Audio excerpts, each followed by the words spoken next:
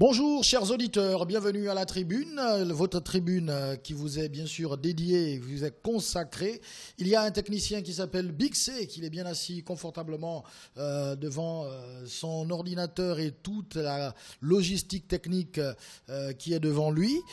On vous l'annonçait hier et aujourd'hui il est bel et bien avec nous. Nous recevons un personnage bien connu de l'univers syndical gabonais. Un irréductible au verbe incisif, parfois opiniâtre, radical, mais il sait aussi faire des concessions lorsqu'il s'agit de l'intérêt supérieur de l'éducation, soupçonné d'être proche de l'opposition parfois, ce qu'il n'a jamais reconnu, doté d'une connaissance parfaite des textes juridiques et d'une faconde dont il se sert comme reparti au cours de ses échanges avec sa tutelle, un débatteur hors pair, on dit qu'il vaudrait mieux l'avoir avec vous que contre vous, vous l'avez sûrement reconnu, il s'appelle Louis-Patrick Mombo. Bonjour, monsieur Mombo. Bonjour. Merci d'avoir accepté notre invitation. C'est moi qui vous remercie parce que vous nous donnez l'occasion de nous exprimer. Voilà. Les auditeurs également vous attendaient parce qu'on vous a annoncé depuis le début de la semaine. Et voilà, ils ont beaucoup de questions concernant l'éducation. Les gens se demandent est-ce qu'il y aura la rentrée scolaire? Qu'est-ce qui va se passer? Est-ce que les enseignants vont encore faire grève comme d'habitude? Parce que toutes les rentrées scolaires sont toujours ponctuées de grèves. Qu'est-ce qui va se passer? Peut-être première question, nous avons célébré le 5 octobre, je crois, la journée mondiale des enseignants, donc qui est une journée internationale et qui a pour but de sensibiliser à l'importance et au rôle des enseignants dans le système éducatif, tout en examinant la qualité du travail des formateurs de par le monde. Alors, comment ça s'est passé au Gabon, cette journée? Bien, au Gabon, il n'y a pas eu de manifestations particulières. Le thème de la journée mondiale de cette année, c'était donc enseignant leader en temps de crise et façonneur d'avenir. Il se trouve que depuis 1994, que cette journée a été instituée par l'UNESCO. Au Gabon, on ne la célèbre pas le 5 octobre. Ça a été plutôt ramené au 23 mars. Donc tous les 23 mars de chaque année, il y a une journée nationale de l'enseignant. Et nous nous efforçons, nous, en tant qu'organisation syndicale, à la célébrer, même si le gouvernement a dû le faire peut-être une ou deux fois. Malheureusement, le gouvernement a toujours négligé donc la journée nationale de l'enseignant. Mais nous, en tant qu'organisation syndicale... Qu'est-ce que vous entendez par négliger? Mais il y a une ligne budgétaire qui est prévue, par exemple. Nous avons le décret 470 qui prévoit donc l'organisation de cette journée. Donc il y a des fonds qui sont même dégagés pour l'organisation de cette journée. Malheureusement, chaque année, le gouvernement diffère toujours la célébration de la journée, laquelle journée n'a plus été célébrée depuis des années. Donc le plus souvent, ce sont les organisations syndicales, en l'occurrence la CONACYSET, qui fait un effort quand même de rappeler aux enseignants. Donc il y a une journée qui nous est dédiée. Donc en dehors de cette journée mondiale, donc du 5 octobre, qui découle de la recommandation OIT UNESCO de 1966. Donc cette journée mondiale ramenée au Gabon à la journée nationale, malheureusement, le gouvernement, comme ils ont l'habitude de négliger donc, les enseignants que nous sommes, néglige également la célébration de cette journée, malheureusement. D'accord. Et les enseignants vous-même, par rapport à cette journée, est-ce qu'il y a une prise de conscience qu'il y a une journée? Qu'est-ce qui se fait? Est-ce qu'il y a un temps de réflexion par rapport à la profession? Qu'est-ce qui se passe en général au cours de ces rencontres? En général, on met plus le paquet le 23 mars. Nous mettons l'accent là-dessus. Parce que c'est la journée nationale. Et quelles sont les activités Et les activités, on peut avoir par exemple des conférences, débats. L'année dernière, le 23 mars 2020, nous avons eu une conférence débat avec un universitaire qui est venu nous entretenir sur le système éducatif gabonais, malgré la pandémie du Covid-19. Parce que voilà, la raison pour laquelle les nouvelles autorités du ministère de l'Éducation nationale n'ont pas pu célébrer la journée nationale de l'enseignant, donc le 23 mars 2020, c'était dû au fait que la pandémie à coronavirus sévissait. Mais ça, ce n'est que en fait, c'est des subterfuges. Parce que depuis fort longtemps, je dis bien depuis des années, et je peux le prouver, le gouvernement a toujours négligé donc, la célébration de la journée nationale. Donc nous, en tant qu'organisation syndicale, il y a des conférences, débats, donc nous nous entretenons avec les enseignants, nous échangeons sur des thèmes, on appelle également des spécialistes pour essayer un peu de parler un peu de l'éducation dans notre pays, de la carrière des enseignants, ainsi de suite. Voilà. Alors je rappelle aux auditeurs, on va laisser le temps à l'invité de s'exprimer. Il sera avec nous jusqu'à la fin de l'émission, ne vous en faites pas. Donc on va lui laisser le temps de s'exprimer. C'est pas la peine d'appeler maintenant. Je sais que vous avez énormément de questions parce que l'éducation c'est une question importante qui intéresse forcément tout le monde. Donc il va s'exprimer et ensuite on va vous donner le temps, beaucoup de temps pour appeler d'ailleurs. Alors Monsieur Mombo, entre autres échanges que vous avez avec les enseignants, vous parlez notamment de la rentrée scolaire. C'est chaque rentrée scolaire ponctuée des grèves toujours. Est-ce que vous êtes... alors, est-ce qu'on va dire que les syndicalistes ne sont là que pour la grève finalement? Malheureusement, c'est peut-être l'étiquette que l'on nous colle, nous en tant que syndicalistes. Mais dans la hiérarchie syndicale, dans la classe syndicale gabonaise, il faudrait quand même distinguer des syndicats qui se distinguent par leur sérieux, qui font réellement le travail syndical sur le terrain. Et la CONACYCED se reconnaît dans cette catégorie de syndicats. Parce que nous, en tant qu'organisation syndicale, nous ne faisons que du syndicalisme, nous ne faisons pas autre chose. Et nous ne faisons pas également de l'amalgame. Donc l'étiquette qui nous est toujours affublée par les autorités, et bien par nos détracteurs, malheureusement, c'est une étiquette qui ne nous sait pas. Nous ne sommes pas là pour faire des grèves. Déjà, un syndicat, c'est quoi? Un syndicat, c'est une association des travailleuses et des travailleurs organisés sur une base permanente pour défendre les intérêts matériels et moraux, donc des adhérents. Ça, c'est la mission traditionnelle du syndicat. Cette mission a évolué. C'est-à-dire, le syndicat aujourd'hui œuvre également pour une société plus démocratique. On voit là, on dirait, vous mettez un peu vous avancez le pas. Non, c'est pas que nous avançons pas. Nous n'inventons pas la roue. Nous nous inspirons de ceux dans la sphère politique maintenant. Non, ce n'est pas la sphère politique. Nous nous inspirons de ceux qui ont fait en sorte que nous connaissions ce qu'on appelle le syndicalisme. Tout ce que nous connaissons aujourd'hui, quand on parle de démocratie et autres, je pense que ça vient de l'Occident. Donc, il y a eu cette évolution. Donc, quand on parle de société plus équitable et plus démocratique, ça ne voudrait pas dire que nous venons ici pour dire que nous voulons conquérir le pouvoir. Mais un syndicat peut également se prononcer, par exemple, sur des questions politiques, des questions de bonne gouvernance. Parce que la question éducative, c'est une question de bonne gouvernance. Si, disons, le gouvernement ne fait pas en sorte que l'éducation puisse prospérer normalement dans notre pays, nous sommes en droit, nous, en tant que syndicat, de critiquer la gestion du gouvernement. Mais quel lien entre, le syndicat travaille sur le champ politique. Il faudrait que les gens le retiennent. Quand on dit le syndicat travaille sur le champ politique, ça ne veut pas dire que nous faisons de la politique.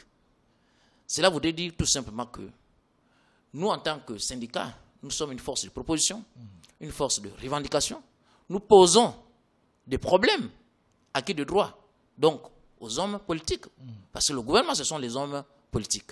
Et ce sont les hommes politiques qui apportent des solutions. C'est pourquoi on dit que le syndicat travaille sur le champ du politique. Champ, c'est H-A-M-P. Donc, nous ne sommes pas là pour faire des grèves. Ouais, on sent des collusions parfois. Il y a comme des petits... Mais c'est souvent le gouvernement qui fait en sorte que les syndicats, à un moment donné, lèvent le ton, tout simplement parce que ce que nous attendons du gouvernement, nous n'avons pas pu obtenir.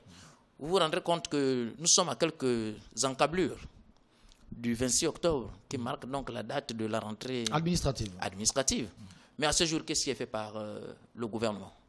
Nous nous posons 1001 questions. On arrive même à la première question. Est-ce qu'il y aura rentrée scolaire? Et ça, c'est la question que tous les auditeurs se posent. On se demande, on a annoncé des dates, mais on ne sent pas qu'il y a une dynamique autour de cette annonce-là. Rentrée scolaire, nous, en tant que syndicat, ce n'est pas nous qui fixons la date de la rentrée scolaire. C'est vous qui enseignez, hein? Oui, nous enseignons aux élèves. Mais nous ne fixons pas la date de la rentrée. Est-ce que vous allez enseigner le 9 novembre? Monsieur, je vous dis ceci. Nous sommes des enseignants. Nous sommes régis par le statut général des fonctionnaires. Nous sommes régis par le statut général de la fonction publique. Donc, avant d'être syndicalistes, nous sommes d'abord des enseignants, donc des agents publics. Et lorsque les conditions s'y prêtent, nous assumons nos charges. Le 26 octobre, comme je le disais tantôt, c'est la rentrée administrative. La rentrée administrative ne concerne pas les chargés de cours, parce qu'il y a souvent une confusion à ce niveau. La rentrée administrative concerne le personnel administratif, c'est-à-dire le chef d'établissement et les autres, qui sont là pour faire en sorte que la rentrée des classes puisse se dérouler sans heures. Or, aujourd'hui, nous sommes le 7 octobre. Et le 26 octobre, c'est la rentrée administrative. Il se trouve que les mouvements des personnels de l'éducation nationale ne sont toujours pas connus. La commission d'affectation et de mutation n'a toujours pas siégé pour savoir qui sera maintenu à son poste, qui va être affecté ailleurs. Les nominations, par exemple, les chefs d'établissement qui ont posé problème l'année dernière, parce que les nominations du 30 septembre 2019 ont fait du Gabon une risée sur le plan international. Parce que c'est des nominations qui ont été prononcées en violation des textes en vigueur, notamment l'article 20 de la Constitution de la République gabonaise, qui donne au président de la République la prérogative de nommer aux emplois civils et militaires sur la base d'un décret pris en Conseil des ministres.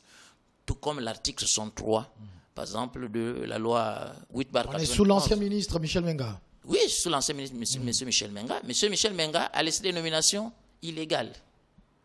Et il était question que son successeur vienne corriger ces nominations.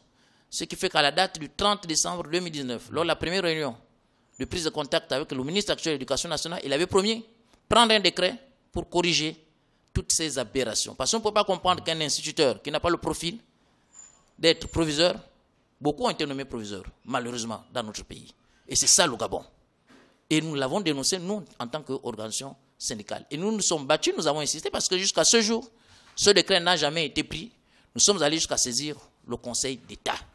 Donc, nous osons espérer que ces nominations vont se faire le plus rapidement possible, et cette fois-ci, en respect des textes en vigueur. Donc, vous comprenez ici que nous sommes le 7 octobre. Si tous ces mouvements de personnel n'ont pas encore lieu, ça va être difficile de pouvoir se prononcer, par exemple, sur l'effectivité au nom de la rentrée scolaire. Parce qu'il va falloir laisser une marge, par exemple, aux nouveaux chefs d'établissement, ou bien aux enseignants qui vont être affectés à l'intérieur, ou bien ceux qui partent de l'intérieur pour Libreville, le temps de regagner leur poste d'affectation. Nous ne serons pas à la date du 26 octobre, qu'on attend toujours, par exemple, les nominations, ou bien que la commission d'affectation et de mutation siège, ou je ne sais pas à quel moment ces mouvements-là vont être faits, et dire qu'il faut regagner, par exemple, le poste d'affectation. Vous comprenez ici déjà que le gouvernement est déjà responsable même du fait que la rentrée scolaire pourrait connaître des problèmes. Rien que sur le plan administratif, parce que rien n'est prêt. Nous osons espérer peut-être qu'au sortir d'ici, ces mouvements-là seront connus, mais la commission de mutation d'affectation doit être, doit siéger. Et moi, en tant que représentant d'une organisation syndicale, nous avons le droit de prendre part à cette commission de mutation et d'affectation. Or, à ce jour, cette commission de mutation et d'affectation n'a toujours pas siégé. Donc, vous comprenez ici qu'il y a déjà un retard en ce qui concerne, par exemple, les mouvements de personnel au niveau de l'éducation nationale, parce qu'il va falloir corriger un certain nombre d'erreurs. Nous, les syndicats, je parle de la CONACYCED, nous avons été clairs avec le ministre de l'Éducation nationale, même si aujourd'hui, le gouvernement a trouvé comme par avant la Covid-19 pour ne plus réaliser ce qu'ils doivent faire. Nous avons demandé à ce que le concours d'entrée à l'école normale des instituteurs, concours interne et externe, j'entends, ces concours puissent être organisés. Parce que ça fait plus de 4 ans. De l'ENS aussi également, je crois. Je parle d'abord de l'ENI. Ce concours-là n'ont pas été organisés. J'en viens, par exemple, le concours d'entrée à l'école normale supérieure, donc le concours interne.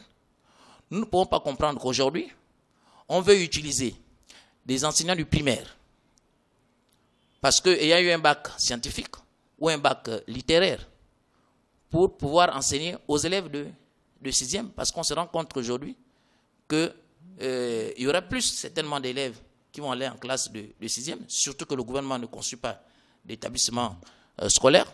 Donc on voudrait ouvrir, et ça c'est un vieux projet du ministre Menga, on voudrait ouvrir les classes de 6e et de 5e. Dans les établissements primaires. Dans les établissements primaires. Ce qui est en porte-à-faux avec la loi 21/2011. Parce que l'enseignement primaire est assuré dans des classes subdivisées. On parle de première année. On parle des classes de... il y a le cycle préparatoire, il y a le cycle élémentaire et il y a le cycle moyen. Donc, on ne peut pas prendre une classe de 6e, qui est une classe donc, de l'enseignement secondaire, on va ramener au niveau de l'enseignement primaire. Et ces enseignants-là, ce sont des illusions qu'on offre à ces enseignants. Quel va être, par exemple, le statut des 10 enseignants? Est-ce qu'ils seront reconnus par la fonction publique en tant qu'enseignants du secondaire? Parce que pour enseigner au secondaire, il faut avoir un diplôme soit équivalent, par exemple en A2, ou avoir suivi une formation dans une école normale. Or, sans formation dans une école normale, on fait rêver donc les enseignants du Gabon, comme le gouvernement n'a plus de guéguerre vis-à-vis des enseignants du Gabon. Il suffit qu'on jette comme des graines d'arachide, comme ils ont l'habitude de le faire, et les gens, sans pour autant même s'entourer de tous les contours, pensent qu'ils peuvent... en fait, le gouvernement voudrait certainement aider les enseignants. Non. Or, c'est le devoir régalien du gouvernement. Donc, il y a ce problème de formation au niveau des enseignants. Donc, le concours interne d'entrée à l'école normale supérieure, nous avons demandé au gouvernement de l'organiser avant la rentrée scolaire 2020-2021. Nous avons demandé également l'organisation du concours interne et externe d'entrée à l'école normale des instituteurs. Nous avons demandé le paiement des rappels soldes au gouvernement. Nous avons demandé la régularisation des situations administratives de tous les enseignants sans exception. Aussi bien ceux sortant des écoles normales. Quand je parle des écoles normales, aujourd'hui, l'ENI ne fonctionnant plus. C'est vrai, il y a encore des promotions de l'ENI qui ne sont peut-être pas recrutées ou intégrées. J'entends par là donc l'école normale des instituteurs, l'école normale supérieure. Mais également, il y a des enseignants qui ont été recrutés directement. Il faudrait bien également que leur situation puisse être régularisée. Tout comme ceux qui se trouvent, par exemple, dans l'ordre d'enseignement professionnel. Monsieur Mombo, est-ce que vous comprenez qu'avec la situation actuelle, par exemple, il va être peut-être difficile pour le gouvernement de faire cet effort-là que vous demandez, parce que ça nécessite beaucoup de moyens. On sait qu'en termes de finances, aujourd'hui, le Gabon n'est pas dans une situation supposément confortable. Est-ce que le gouvernement va trouver des moyens, là, d'ici la rentrée scolaire, pour régler tous ces problèmes, ou bien ça va être peut-être différer de temps en temps ou régulièrement pour essayer de voir progressivement ce qu'on peut régler, parce qu'il y a d'autres secteurs aussi, d'autres secteurs d'activité. Oui. En fait, dans le chapelet que j'étais en train d'égrener, je n'ai pas oublié la construction des établissements scolaires, parce que ça pose problème. Il y a la construction des salles de classe, là, annoncée par... Nous parlons de la construction des établissements scolaires. Ce n'est pas le mot extension ou réhabilitation, c'est ce mot-là que j'entends tous les jours. Ça permet quand même de réduire... Non, les états généraux... Ça permet de réduire... Les états généraux dans les actes adoptés, donc les états généraux de 2010, il y avait une programmation en ce qui concerne la construction des établissements scolaires. Ce que nous attendons du gouvernement, ce n'est pas seulement de réhabiliter ou de faire dans l'extension des salles de classe ou des établissements, mais c'est de construire des établissements pour faire en sorte qu'on puisse juguler le phénomène d'effectifs pléthoriques. Depuis 2010, on aurait pu avoir des effectifs de 35 élèves par classe. Or, à ce jour, nous avons les effectifs de plus de 100, 200, voire même 250, même dans une classe de terminale. C'est anormal.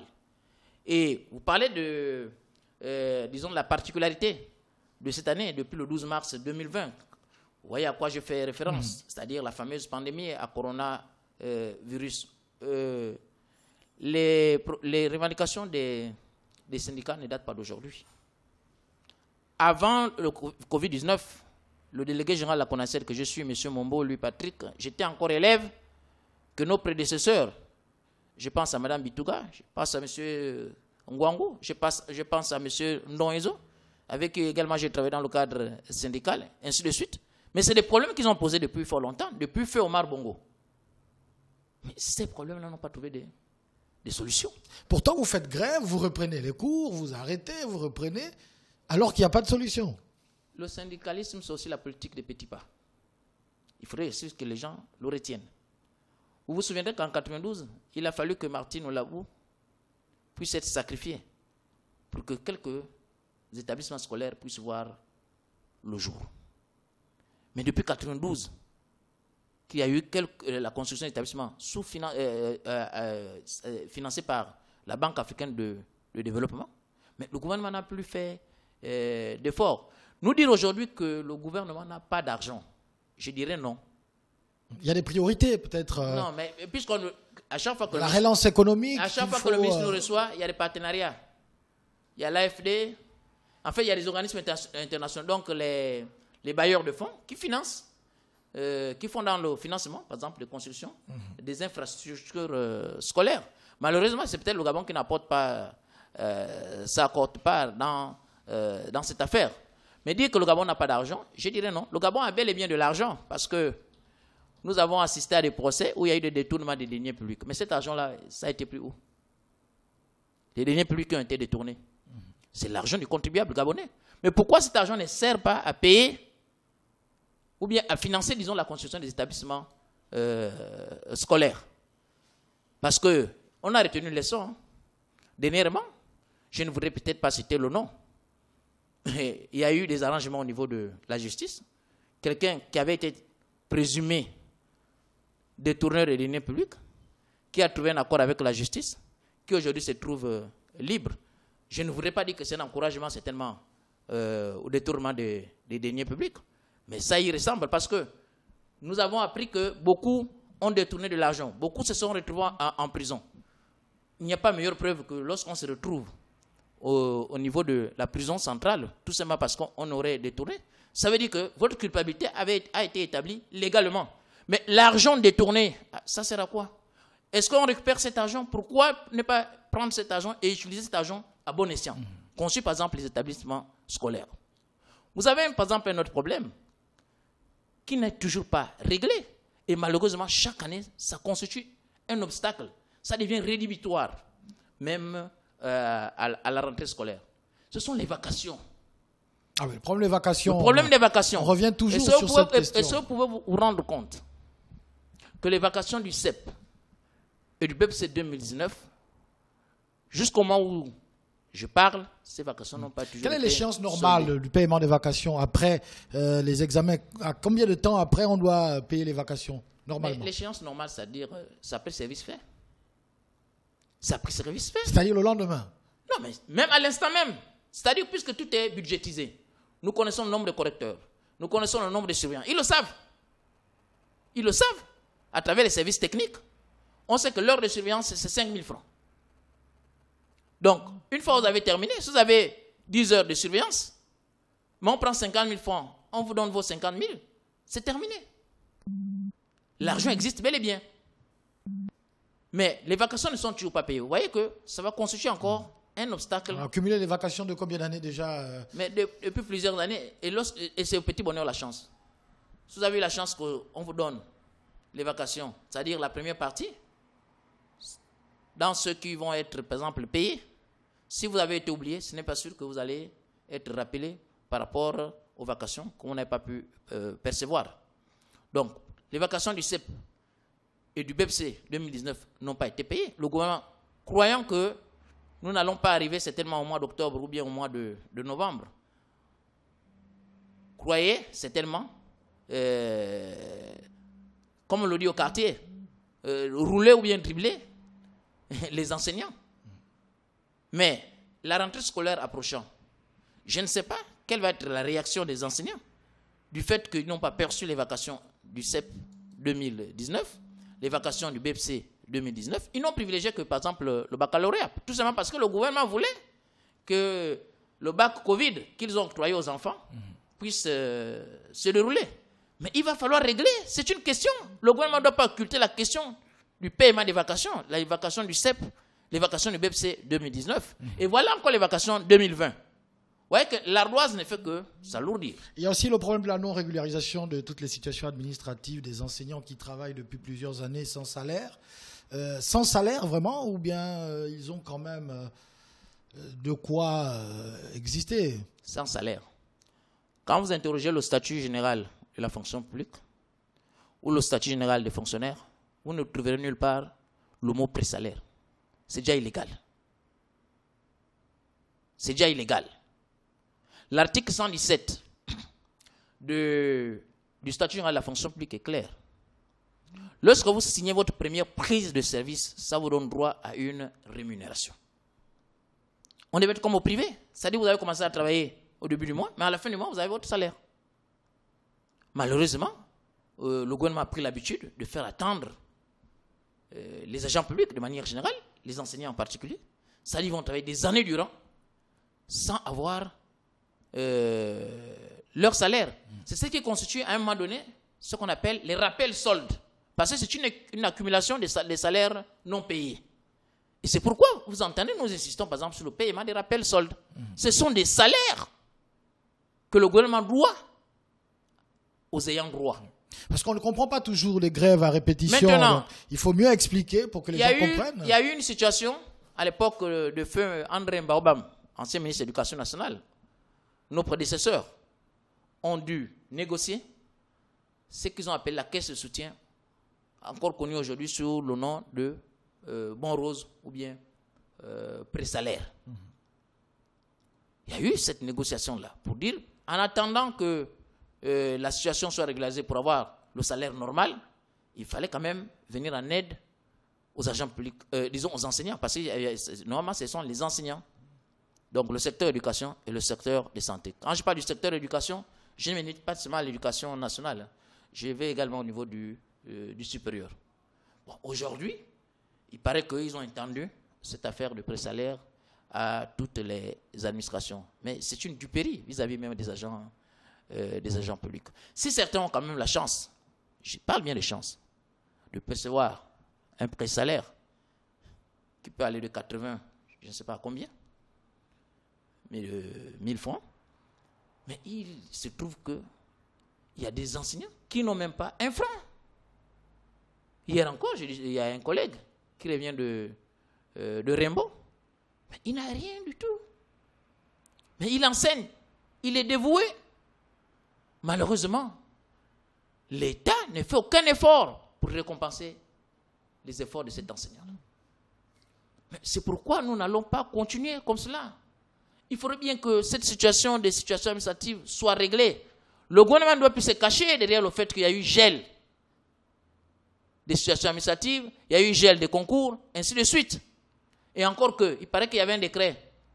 Il y avait par exemple le décret 390, plutôt l'arrêté 390 et l'arrêté 389, qui exemptait quand même le secteur éducation et le secteur santé, où eux devraient normalement continuer à voir les situations de leurs agents être régularisées. D'accord, bon. Mais les situations ont été bloquées, c'est-à-dire nous avons été logés à la même enseigne que tous les agents publics. On va continuer d'en parler. Pour la CONACED, nous insistons. D'accord, mais nous insistons avant la rentrée scolaire, il faudrait que toutes les situations administratives soient régularisées. Voilà, sans exception. Justement, c'est à ce moment où je dis les élèves vont encore connaître une situation assez accablante parce qu'ils sont entre le gouvernement et les enseignants qui, eux, revendiquent l'amélioration de soit la durée de la nuit, leur situation administrative. On parle de ceux qui attendent d'être intégrés, titularisés, avancés. Quelle que soit la durée de la nuit, le soleil se lève toujours. Réclassés après stage. Monsieur Mombo, on vous a entendu, mais il y a des questions beaucoup plus profondes qui vont vous être posées par les auditeurs qui sont déjà là. Et on va ouvrir le téléphone, donc le 066 21 91 16, parce que les parents d'élèves qui sont en train de vous écouter veulent savoir ce qui va vraiment se passer, parce que ce que vous avez dit, si la situation n'est pas réglée, c'est pas évident que la rentrée scolaire soit effective le 9 novembre. Allô, bonjour. Bonjour à vous. C'est Rodrigue, ton petit frère, monsieur John. Monsieur Rodrigue, on vous écoute. Qu'est-ce qui vous turlupine? Oui, merci pour l'invité sur le plateau. J'ai bien compris tout ce qu'il a énuméré sur les questions que vous l'avez posées sur l'éducation. Oui, moi ici, je suis dépassé sur tout ce qu'il disait. Je suis dépassé. Mais j'ai une seule question à lui poser. Et j'ai le prix qu'il puisse me répondre. Pourquoi les enseignants ne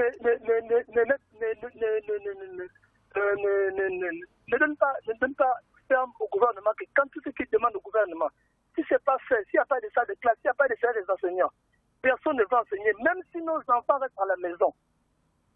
Pourquoi les enseignants n'arrivent pas à être fermes dans les grèves? Pourquoi vous, quand on vous donne un peu, vous rentrez dans les salles de classe? C'est la question que je veux savoir. Pourquoi quand on donne un peu, vous retournez dans les salles de classe, alors qu'il n'y a pas des écoles, alors qu'il n'y a pas de tableaux, alors qu'il n'y a pas de bureaux, alors qu'il n'y a pas de fenêtres dans les salles de classe? Parfois les élèves se mouillent quand il pleut. Pourquoi vous, quand on vous donne des petites primes, vous retournez dans les syndicats? Pourquoi vous faites ça? D'accord. Je veux savoir pourquoi vous faites ça. On a bien compris, monsieur Rodrigue. Vous enseignez. D'accord, on a compris votre question, monsieur Rodrigue. On va prendre le deuxième auditeur. On prendra 3 à chaque fois. Allô? Oui, allô, monsieur, bonjour. Bonjour, monsieur Yi. Monsieur Patrick, monsieur Mombo, c'est monsieur Mombo, bonjour. Bonjour. J'aimerais savoir, un syndicaliste tué au cours d'une manifestation, peut-on appeler cela un sacrifice? Deuxième chose, monsieur Patrick, monsieur Mombo, vous les enseignants, vous êtes à l'origine du désordre qui se passe en ce moment. Vous venez de parler des vacations de 2019 qui n'ont pas été payées. Vous parlez de 2017 et vous avez accepté d'aller organiser le bac en 2020. Sachant que les vacations de 2019-2017 n'ont jamais été payées. Et chaque année, ce sont les mêmes revendications. Et après, vous repartez toujours à l'école, vous repartez toujours au travail. Et qui paye dans tout ça? Ce sont nos enfants qui payent. Vous les gardez dans les maisons pendant des semaines, des mois, et après vous reprenez, vous bafouez toute une année scolaire. Après, en un mois, vous organisez les examens. En quelques mois, les enfants sont en vacances. Soit vous bloquez, tant que nos revendications ne sont pas satisfaites, nous on ne repart pas à l'école. Soit vous laissez l'État vous malmener comme vous le faites, puisque apparemment ces syndicats font maintenant un petit peu de la politique. J'ai même envie de dire qu'il y a une main noire politique derrière vous, les syndicalistes. Parce qu'il y a certains qui disent on part à l'école, il y a certains qui reviennent le soir qui disent on arrête. Vous jouez à quoi, vous les syndicalistes? À quoi vous jouez? Dites-nous réellement, le bac 2020, était-il nécessaire? Ce bac est-il valable? Vous les syndicalistes, vous l'avez accepté. Vous avez accepté d'aller organiser ce bac. Peut-on le comparer au bac du Cameroun? Peut-on le comparer au bac de 2016 ou 2015? Je reviendrai, M. Patrick. Voilà, on va permettre à M. Mombo de peut-être réagir déjà à ces deux interventions, assez longues quand même. Merci. Je suis content de la part des parents d'élèves qui réagissent ainsi, c'est-à-dire qu'ils suivent réellement l'actualité. J'espère que ces mêmes parents d'élèves sont également bien renseignés. Hein. On tourne en rond, M. Mombo. Oui, j'ai dit j'espère qu'ils sont vraiment bien renseignés parce que vous voyez que tout à l'heure vous avez posé la question de savoir si la rentrée scolaire aura lieu ou pas. Ce n'est pas les syndicats qui décident la date de la rentrée scolaire. La date a été fixée par le gouvernement. Voilà. Donc il revient au gouvernement de réunir toutes les conditions pour que la rentrée scolaire puisse avoir lieu. C'est une mission régalienne du gouvernement. Parmi les obstacles qui pourraient intervenir à cette rentrée scolaire, ces obstacles ne sont pas du fait des syndicats. À ce jour, le CEP n'a pas été proclamé. Le CEP qu'ils ont octroyé, puisque le gouvernement a dit on annule le CEP, on annule le BEPC, on octroie ces diplômes aux élèves. Le CEP n'a pas été proclamé. Vous savez que le CEP fait partie de la consolidation des moyennes qui font en sorte que l'élève puisse se retrouver en classe de 6e. L'entrée en 6e n'est pas proclamée. Donc, à ce jour même, les parents ne sont pas fixés sur l'orientation de leurs élèves, de leur progéniture plutôt, au niveau du secondaire. Là, ce n'est pas de la faute des syndicats. Lorsque le gouvernement a décidé d'annuler, par exemple, le CEP et le BEPC, les syndicats sont montés au créneau. Malheureusement, les parents d'élèves ne se lèvent jamais. Alors que les parents d'élèves et les enseignants, à travers les syndicats, nous devons tous mener le même combat pour sauver l'école gabonaise. Donc, il ne sert à rien que les parents d'élèves tirent à boulet rouge sur les enseignants. Ce sont tous les mêmes parents d'élèves qui se plaignent du fait que les enseignants fassent grève à travers les appels des syndicats. Mais c'est les mêmes parents d'élèves également qui voudraient également que leurs enfants aillent à l'école. Mais s'ils ont trouvé qu'il y a des failles au niveau, par exemple, des enseignants, qui n'arrivent pas à être fermes, comme ils le disent, mais est-ce que les conditions dans lesquelles les enfants des Gabonais apprennent sont meilleures? Est-ce que les parents d'élèves, nous voyons en France, hein, avant même des fois que les enseignants ne se lèvent, ce sont les parents qui se mettent devant. Ils peuvent également exiger les meilleures conditions d'apprentissage pour leurs enfants. Donc, il ne sert à rien de jeter l'anathème sur les enseignants. Les enseignants, nous avons beaucoup fait. Nous jouons à la fois le rôle d'enseignants, nous jouons à la fois le rôle des parents d'élèves. Même lorsqu'il s'est agi, par exemple, dans les années antérieures, où les candidats au bac avaient été recalés parce que il y a une décision, par exemple, il y a près de 2500 élèves qui n'ont pas passé le bac. Mais les syndicats ont soutenu ces élèves-là qui ont fini par passer le bac parce qu'il y avait une commission présidée par M. Mboumou Miyakou qui avait fini par réhabiliter, par exemple, ces élèves. Mais les parents d'élèves étaient en arrière. Les parents d'élèves n'ont rien fait. Donc, les critiques stériles de la part des parents d'élèves ne se justifient pas aujourd'hui. Nous, en tant que syndicats, nous faisons le travail qui est le nôtre. Nous posons des revendications. Malheureusement, en face, nous avons un gouvernement qui ne nous écoute pas le plus souvent. Par moments, ils essaient de réagir. Mais en même temps aussi, il y a l'intérêt supérieur de l'enfant.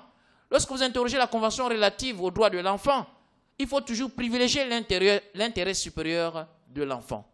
Est-ce que, s'il fallait absolument bloquer l'école, mais nous serions à plus de 10 ans sans qu'il y ait école au Gabon? Parce que rien n'a été résolu. Certains disent une année blanche, peut-être pourrait résoudre. Rien n'a été résolu.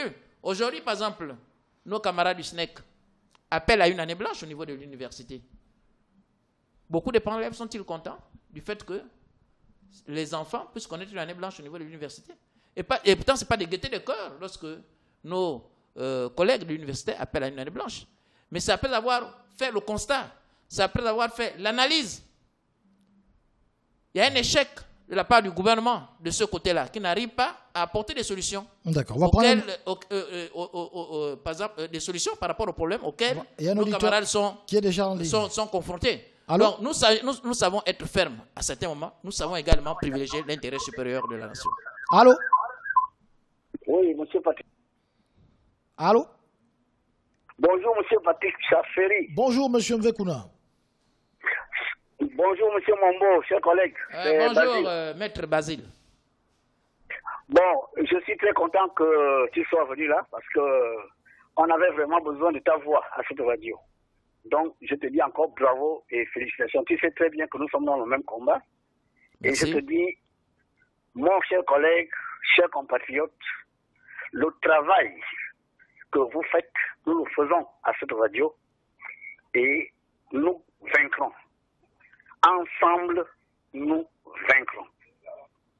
Il faut que tout le monde se mette sur le même pied que le syndicat de l'éducation nationale que l'on appelle la CONACYFET. À mon sens, c'est le seul réel syndicat de l'éducation nationale. Parce que les autres font le jeu du pouvoir.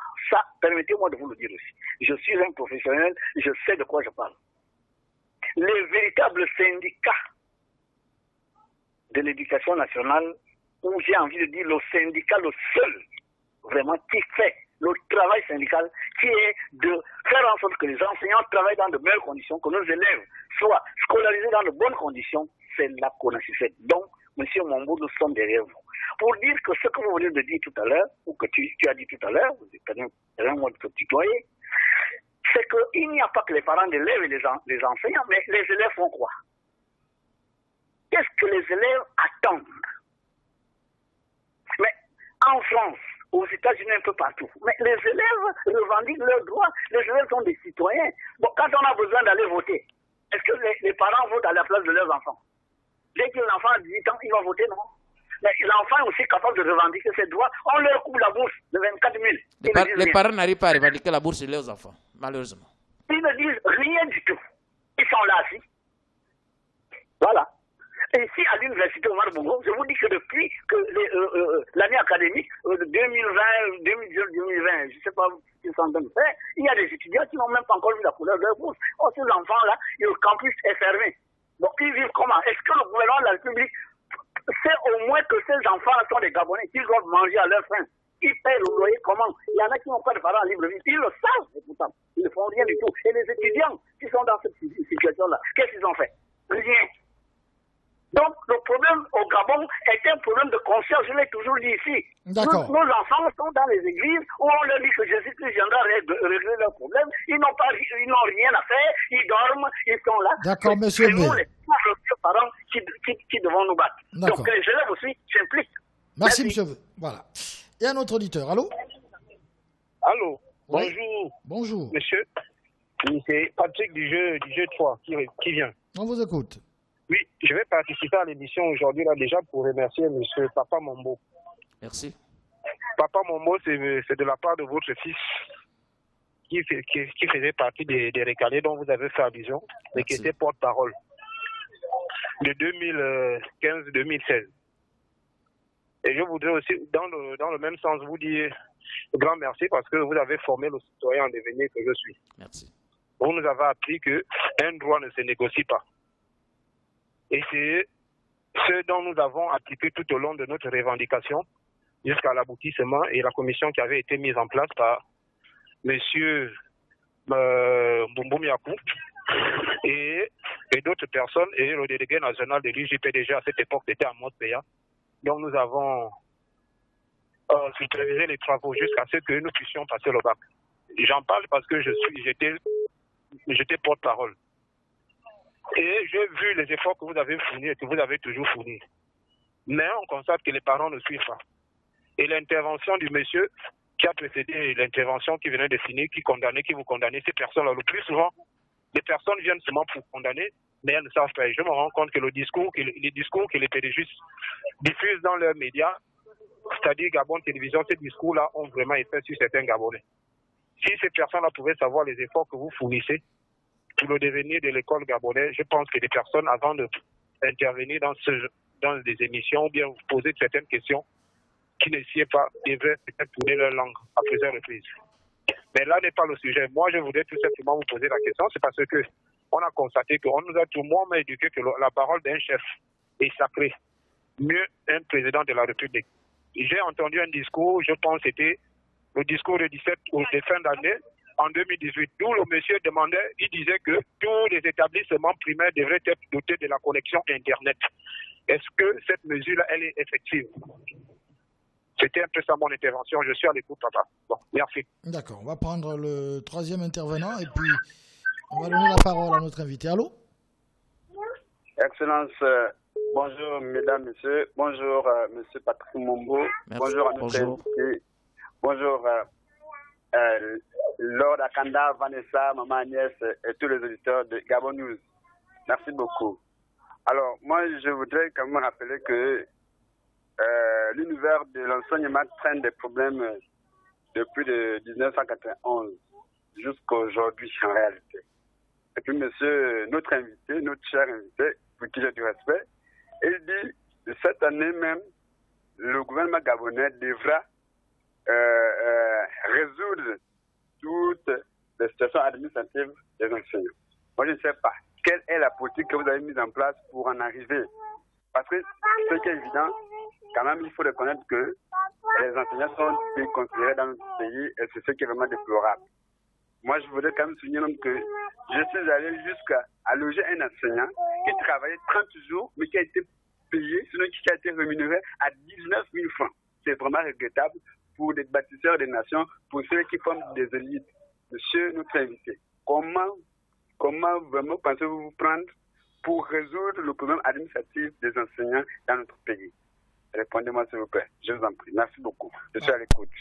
On attend également la réaction des élèves. Voilà, les élèves doivent aussi nous appeler au 066 21 91 7 parce que c'est des questions qui les intéressent également. Monsieur Mombo. Le Sénégal n'a pas d'autre d'armes que d'utiliser les armes légales que nous offre la loi. Nous posons des actions. Il y a déjà un cahier des charges qui avait été déposé sur la table du gouvernement depuis le 3 février 2020. Si nous avions un gouvernement qui avait de la considération pour les enseignants que nous sommes, il devait avoir ce qu'on appelle l'ouverture des négociations. C'est à travers ces négociations-là qu'on devait trouver certainement des solutions à tous les problèmes posés. Or, sur le plan de la pratique syndicale, ayant déposé le cahier des charges, on se serait retrouvé autour d'une table pour négocier. Je peux vous dire qu'à ce jour, le gouvernement n'a jamais daigné appeler la CONASED autour d'une table de négociation. Les réunions ponctuelles, ce ne sont pas des négociations parce que le dialogue social revêt 3 pans. Il y a la consultation, il y a la concertation et il y a la négociation. Le dépôt du cahier des charges devait amener le gouvernement à ce que nous nous asseyions autour d'une table pour négocier. Je suis content des efforts fournis par le parent d'élève qui loge un de nos collègues qui lui perçoit 19 000 francs. Vous comprenez ici que tout ce que nous venons de dire ici, ce n'est pas que nous inventons, c'est tout simplement parce que les enseignants sont dans la misère. Avec 19 000 francs au Gabon, quelle est la chambre que vous pouvez louer? Je ne sais pas. Est-ce que vous pouvez vous nourrir avec ces 19 000 francs? Ainsi de suite. Est-ce que vous pouvez vous loger? Est-ce que vous pouvez vous vêtir? Est-ce que vous pouvez vous alimenter à partir de 19 000 francs? Si vous avez une femme, vous avez des enfants, pouvez vous occuper de la scolarité de ces enfants-là? Pouvez vous occuper de votre femme avec les 19 000 francs? Comprenez ici que le Gabon a touché le fond. Et nous, je disais tantôt que nous n'avons pas d'autre arme que de revendiquer. Nous poserons toujours les mêmes revendications au gouvernement jusqu'à ce que les solutions soient trouvées. C'est pourquoi nous insistons sur la régularisation de toutes les situations administratives, sans exception. Nous disons bien sans exception. Pour ceux qui disent qu'on n'a jamais été ferme, nous l'avons toujours été. Rappelez-vous qu'au plus fort du magistère de M. Séraphin Mundunga, à la tête de l'éducation nationale, votre humble serviteur, avec 8 autres leaders, nous avons dû faire la grève la faim devant Sainte-Marie. 8 mois sans salaire, c'est parce que nous posions les revendications des enseignants. Nous avions été fermes, nous avons toujours été fermes. En 2015, nous avons fait la même chose pour que les enseignants du pré-primaire puissent avoir leur salaire. Je dirais même que pratiquement cette année, il n'y a pas eu réellement école. Mais vous comprenez ici que les syndicats n'ont pas la capacité, n'ont pas la force de valider une année scolaire. Si on a décrété une année blanche, c'est du ressort du gouvernement. Donc, au Gabon, malheureusement, on est habitué, même lorsque les grèves sont longues, même avec 1 mois de cours ou 2 mois de cours, mais l'année est validée. Donc, la faute ne revient pas aux enseignants que nous sommes. C'est le gouvernement qui ne fait qu'accumuler des lacunes. C'est-à-dire, sachant très bien qu'il n'y a pas eu une année scolaire. Au Kenya, par exemple, à cause de la pandémie du Covid-19, mais le Kenya a déclaré une année blanche. Parce qu'ils ont pesé le pour et le contre, ils ont analysé tous les contours donc, de la situation, et ils ont préféré une année blanche. Mais au Gabon, le gouvernement a dit non. Puisqu'on a fait 2 trimestres au secondaire, il fallait quand même trouver une parade de manière à faire en sorte que les élèves des classes intermédiaires puissent aller en classe supérieure et qu'il y ait l'organisation des examens. Il était question normalement qu'on organise le CEP, qu'on organise le BEPC, qu'on organise le bac. Mais au dernier moment, n'ayant pas les capacités d'accueil et certainement ne voulant pas dépasser de l'argent, ils ont annulé le CEP, ils ont annulé le BEPC. Mais nous sommes montés au créneau pour demander à ce que le CEP et le BEPC soient organisés. Il a fallu une autre insistance pour que le gouvernement aujourd'hui dise qu'ils vont octroyer le CEP et le BEPC à ces élèves-là. C'est à cause des syndicats, les parents d'élèves, personne n'est monté au créneau. Et ils ont préféré organiser le bac, peut-être parce que leurs enfants vont à l'étranger. Il fallait absolument donc organiser le bac Covid-19 pour certainement éviter une année blanche à ces élèves. Donc à ce niveau-là, nous en tant que syndicats, nous posons les problèmes, mais il revient en face au gouvernement de pouvoir apporter des solutions à ces problèmes. Nous n'avons pas d'autres armes. Nous n'allons pas prendre les kalachnikovs pour tirer sur le gouvernement parce que des solutions ne sont pas apportées à nos problèmes. Voilà. Nous n'utiliserons que les moyens légaux, les armes légales que nous offre la loi. Un auditeur au bout du fil. Allô? Bonjour, M. Patrick. Bonjour, M. Stan. Bonjour à M. Mombo. Bonjour. Oui. Bon, moi j'ai une ou deux questions à poser à M. Mombo très rapidement. J'aimerais savoir, M. Mombo, concernant le projet de construction premièrement des établissements, projet qui a été pondu, comme vous le disiez tout à l'heure, après les États généraux de 2010. Que vous dit le gouvernement concernant ce projet-là, premièrement? Que vous dit également le gouvernement concernant la construction des salles de classe dont ils ont parlé il y a quelques mois là, pour la rentrée 2020-2021? Et une troisième question, que vous dit également le gouvernement concernant la situation des élèves qui étaient en 5e année, l'année dernière au primaire, et qui doivent aller au collège en 6e? Comment les orientations vont être faites? Et puis pour finir, il faut bien accepter les récriminations qui vous sont faites, M. Mombo. Vous dites que tant que les situations administratives de tous vos collègues ne seront pas régularisées, les cours ne reprendront pas. Lorsque vous faites des déclarations pareilles, nous, parents d'élèves, collègues, de façon générale, les Gabonais, nous vous accompagnons là-dedans parce que nous disons que vos revendications sont tout à fait légitimes et normales. Mais après, quand nous constatons que vous reprenez quand même les cours sans que ces revendications-là n'aient été satisfaites et que cela soit récurrent d'année en année, comprenez que nous ne puissions plus à un moment vous faire confiance et on se dit, finalement, à quoi jouent les syndicalistes? Moi, je pense que, comme vous disiez, s'il faut prendre en compte la situation dans sa globalité, essayez donc de recalibrer vos cahiers de charges. Hein. Demandez ce que vous pensez être capable d'obtenir. Ne demandez pas ce que vous, dès le départ, sachez que vous n'obtiendrez jamais. Parce que vous mettez en priorité disons le bien des enfants. Parce que vous l'avez dit tout à l'heure. Si on arrive au 8 octobre et que tous vos collègues n'ont pas vu leur situation régularisée, que ferez-vous? 9 novembre. Oui, 8 novembre. D'accord. 8 novembre, voilà, je suis à l'écoute. D'accord.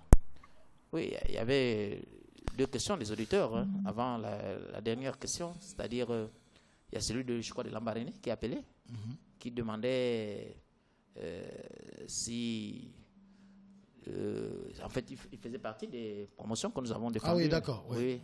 Une année là. Voilà, il posait, je crois, une question sur la construction, je crois, des établissements, bien des situations. C'est également la même question qu'a posée M. Stan en début d'émission sur la construction des établissements. Oui, mais je pense que je ne fais qu'apporter la même réponse. Les états généraux. Il dit, le gouvernement vous dit quoi, en fait? Oui, mais le gouvernement, nous avons eu par exemple les états généraux de 2010. Il y a eu une programmation de construction des établissements scolaires.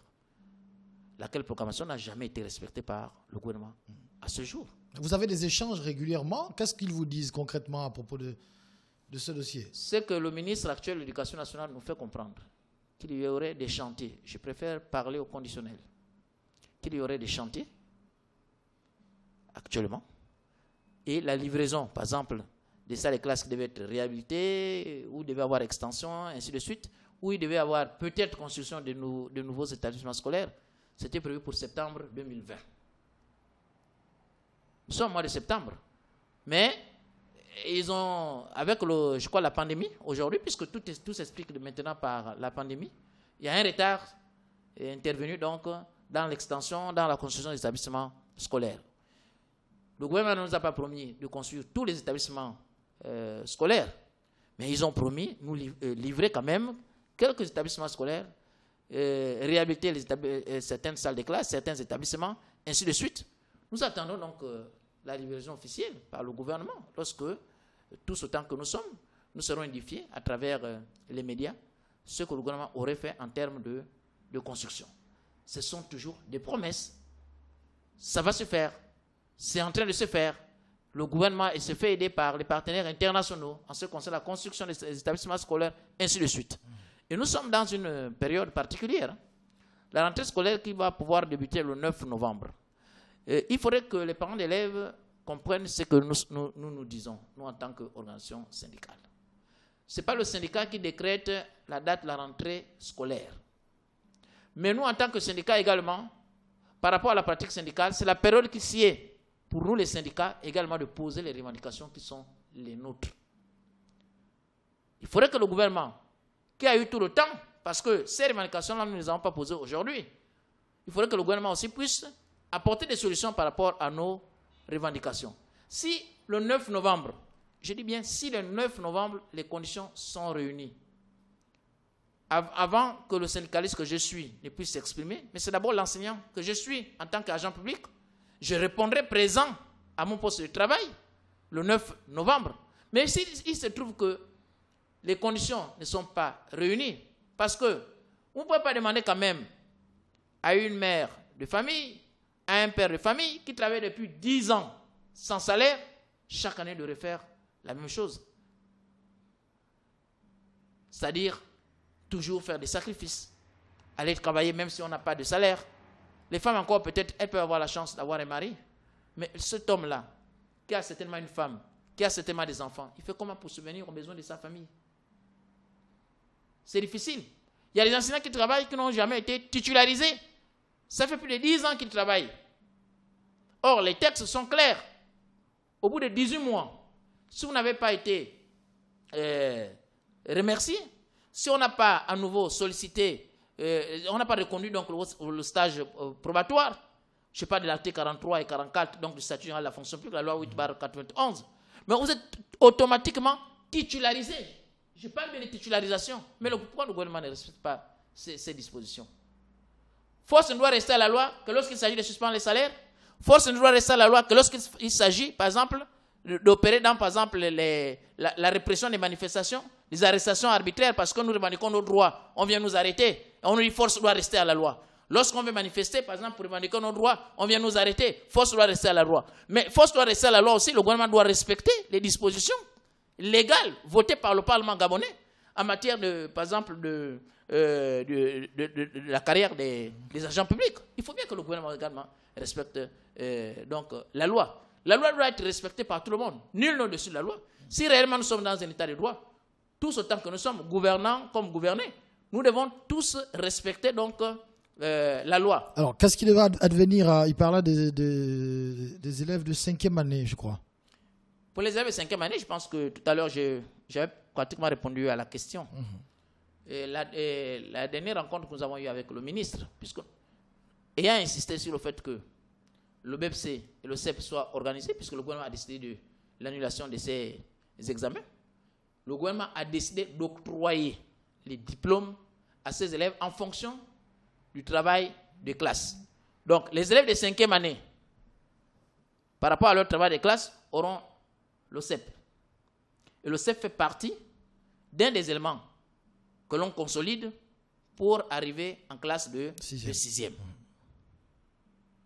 Donc, nous attendons la proclamation officielle, c'est-à-dire en fonction du travail de classe, les élèves auront le CEP. En fonction du travail de classe, ces mêmes élèves également seront déclarés admis en classe de 6e. De la même manière, en ce qui concerne le BEPC, en fonction du travail de classe, ces élèves également pourront obtenir non seulement le BEPC, puisque ceux qui vont en classe de seconde, à ce niveau-là, ça ne pose aucun problème. C'est surtout un peu au niveau de la 5e année, parce que là, on attend la proclamation officielle du CEP, on attend la proclamation officielle également de l'entrée en 6e.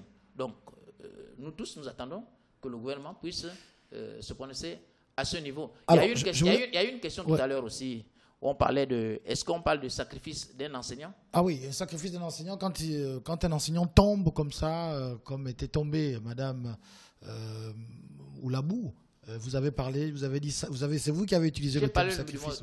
Du mot sacrifice. Vous savez, lorsque nous posons des actes, nous nous levons un matin pour dire, nous venons pour revendiquer nos droits. Nous sommes dans des pays où les textes ne sont pas respectés. On ne sait pas ce que Dieu nous réserve. Vous venez pour revendiquer pacifiquement vos droits. Malheureusement, il arrive que, sur ordre du gouvernement, à cause de la répression inouïe, donc l'utilisation disproportionnée de la force, quelqu'un perde la vie. L'interprétation va être différente. On parlera de bavures policières parce que quelqu'un a perdu sa vie. Ça peut aussi être fait exprès. Qu'est-ce qui ne dit pas aussi qu'on a tué expressément, par exemple, la personne qui est tombée. Mais pour la personne aussi qui décède, bien pour les personnes qui sont proches de ces personnes-là, ça peut être aussi considéré comme si c'est un sacrifice. C'est sa vie que la personne a donnée pour le mieux-être de l'école gabonaise. Ça veut dire que volontairement, la personne est venue pour dire que non, tuez-moi. Mais nous mesurons également les conséquences, par exemple, des actes que nous posons. Nous ne savons pas exactement ce que nous réserve l'avenir. Tous autant que nous sommes ciblés, nous sommes filés dans nos quartiers, nous sommes filés dans nos maisons. La moindre manifestation en face, le gouvernement profite pour en découdre des fois avec vous. Et si vous n'avez peut-être pas la chance, vous risquerez même la mort. Donc l'interprétation diverge selon la compréhension que les uns et les autres peuvent à voir. Bon, il y a des auditeurs qui choisissent de nous envoyer des messages.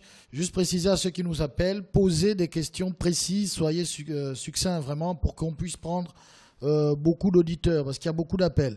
Bonjour Monsieur Patrick l'animateur et bonjour Patrick du syndicat, d'accord. Est-ce que c'est normal de transformer les écoles primaires en classes de 6e et 5e? Est-ce que c'est pas ridicule pour un pays si riche? Camarade Patrick Mombo, on fait comment pour nos rappels soldes et pourquoi nous ne lançons pas une bonne fois une année blanche avant toute régularisation administrative, avant la construction des établissements, avant les rappels soldes? Pourquoi ne pas lancer l'année blanche? Je crois que vous avez déjà réagi à propos de ça. Monsieur, en qualité de syndic, combien de chantiers du ministère de l'Éducation vous connaissez? On va prendre ce message, mais M. Stan, le syndicaliste, est limpide dans ses propos. Vous, en tant que parent d'élèves, quelle action menez-vous pour l'amélioration des conditions d'apprentissage de vos moinas? On va marquer une petite pause parce que il y a également un petit temps de pub et puis on revient juste après. 93.5 FM, de lundi à vendredi. 8h, 9h50. Entre musique.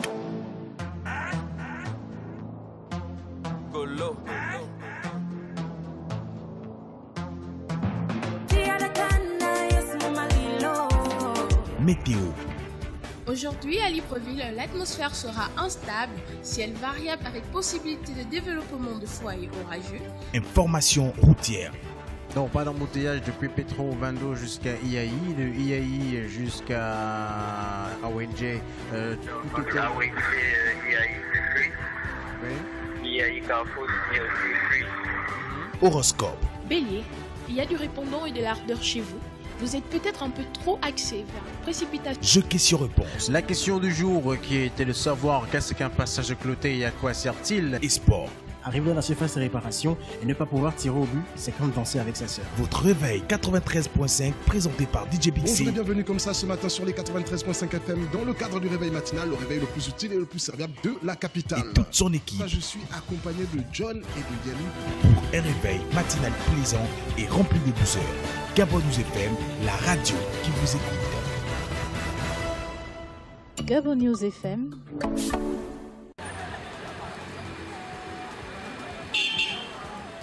Mako. Oh oui Mako. Oh, tu es au courant qu'à Gabon nous il y a les petites annonces? Bien sûr que oui ma chérie, je le suis.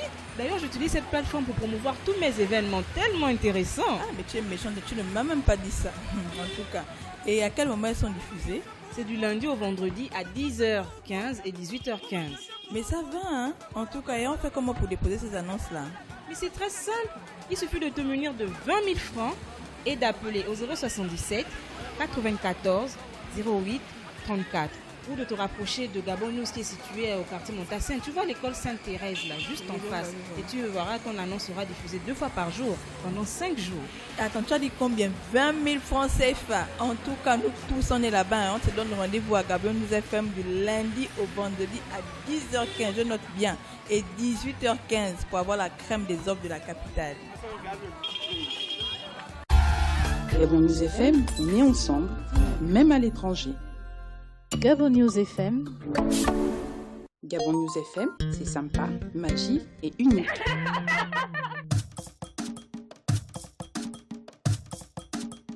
Afrique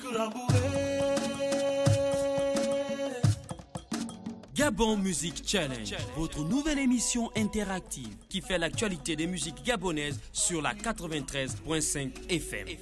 Diffusée 2 fois par semaine, le lundi et le vendredi, de 16h à 17h. Choisissez vos 10 sonorités de la semaine. Variété, pop, hip-hop et plein d'autres. Gabon Music Challenge, c'est le top de la musique gabonaise. Gabon News FM, une envie de vous rappeler à quel point il est bon d'écouter une vraie radio. 066 21 91 16, la deuxième partie de la tribune des auditeurs. Nous sommes avec le délégué général de la CONACICED, M. Louis-Patrick Mombo, qui est notre invité du jour. Nous parlons des questions d'éducation. Beaucoup de messages sont arrivés. On va les lire d'ailleurs. Bonjour à tous. Je veux savoir Pour les élèves de 3e qui n'ont pas passé le BEPC cette année, qu'est-ce qui est décidé pour eux? C'est un message d'un auditeur. Bonjour M. Patrick, je suis Franck de Diba. Je travaille dans une ambassade, mais je ne bénéficie pas de certains avantages. Comment faire pour revendiquer mes droits? Nous avons déjà écrit au ministère des Affaires étrangères, mais toujours pas de réponse. Encore une question pour votre invité. Sur quels critères nomme-t-on un directeur ou un proviseur? Monsieur Mombo. Bonjour Monsieur Patrick, je pense que le problème ne se pose pas au niveau des appartenances politiques des uns et des autres. Parmi les syndicalistes de la CONACYCED, il y en a qui émargent au PDG, tout comme d'autres émargent dans l'opposition. Le véritable problème, c'est le refus par le pouvoir de respecter les textes qui régissent le fonctionnement du système éducatif gabonais et les non-respect des engagements pris auprès des partenaires sociaux. C'est un message d'un auditeur qui a signé le sociologue. Bonjour M. Patrick, bonjour à l'invité. S'il vous plaît, dites-moi, qu'est-ce qui fait en sorte qu'on ne respecte pas les syndicalistes dans notre pays? C'est un message de M. Moïse. M. Patrick, le problème d'argent ne se pose pas dans notre pays. On a le pétrole, le bois, le manganèse, la douane, l'or, sans omettre l'argent de la documentation. Un autre auditeur nous dit « Bonjour à M. Mombo, n'êtes-vous pas fatigué de mener un combat sans issue ?» C'est M. Mbina qui pose la question. Il dit « Mais M. Mombo, pourquoi reprendre le chemin des classes alors que les revendications n'ont jamais été satisfaites ?» On va prendre un autre message. Bonjour M. Patrick. Bon, je crois qu'on va prendre un autre message. Bonjour M. Patrick, nous sommes tous responsables des problèmes qui minent l'éducation nationale au Gabon. La responsabilité de l'État réside dans le fait qu'il a relégué l'éducation au dernier rang. Les enseignants, qui sont aussi les politiciens, passent du temps à chercher le pouvoir. Les parents d'élèves ne jouent pas leur rôle de parents et les élèves sont plus attirés par les réseaux sociaux, le vin et la drogue. On va prendre 3 auditeurs. S'il vous plaît, soyez précis, concis dans vos questions pour qu'on puisse prendre beaucoup plus d'auditeurs. Allô? Oui, bonjour M. Patrick. Bonjour. Bonjour M. Mombo. Tout à l'heure, vous disiez que le gouvernement avait un projet d'étendre les classes de 6e et 5e au primaire. Mais pourquoi refuser ce projet? Et pourtant, il a porté des fruits ailleurs, au Cameroun voisin. Ça marche bien. Et ça permet aussi à l'enfant d'être avec les parents de la 6e en 3e, parce que chez eux, c'est ça le système. Pourquoi vous refusez ce système? C'est ça ma question. Voilà. On va prendre un autre auditeur. Oui, bonjour, M. Patrick. Bonjour, Madame Lorda Kanda. Oui, bonjour à tout le monde. J'espère que votre invité est toujours sur le plateau.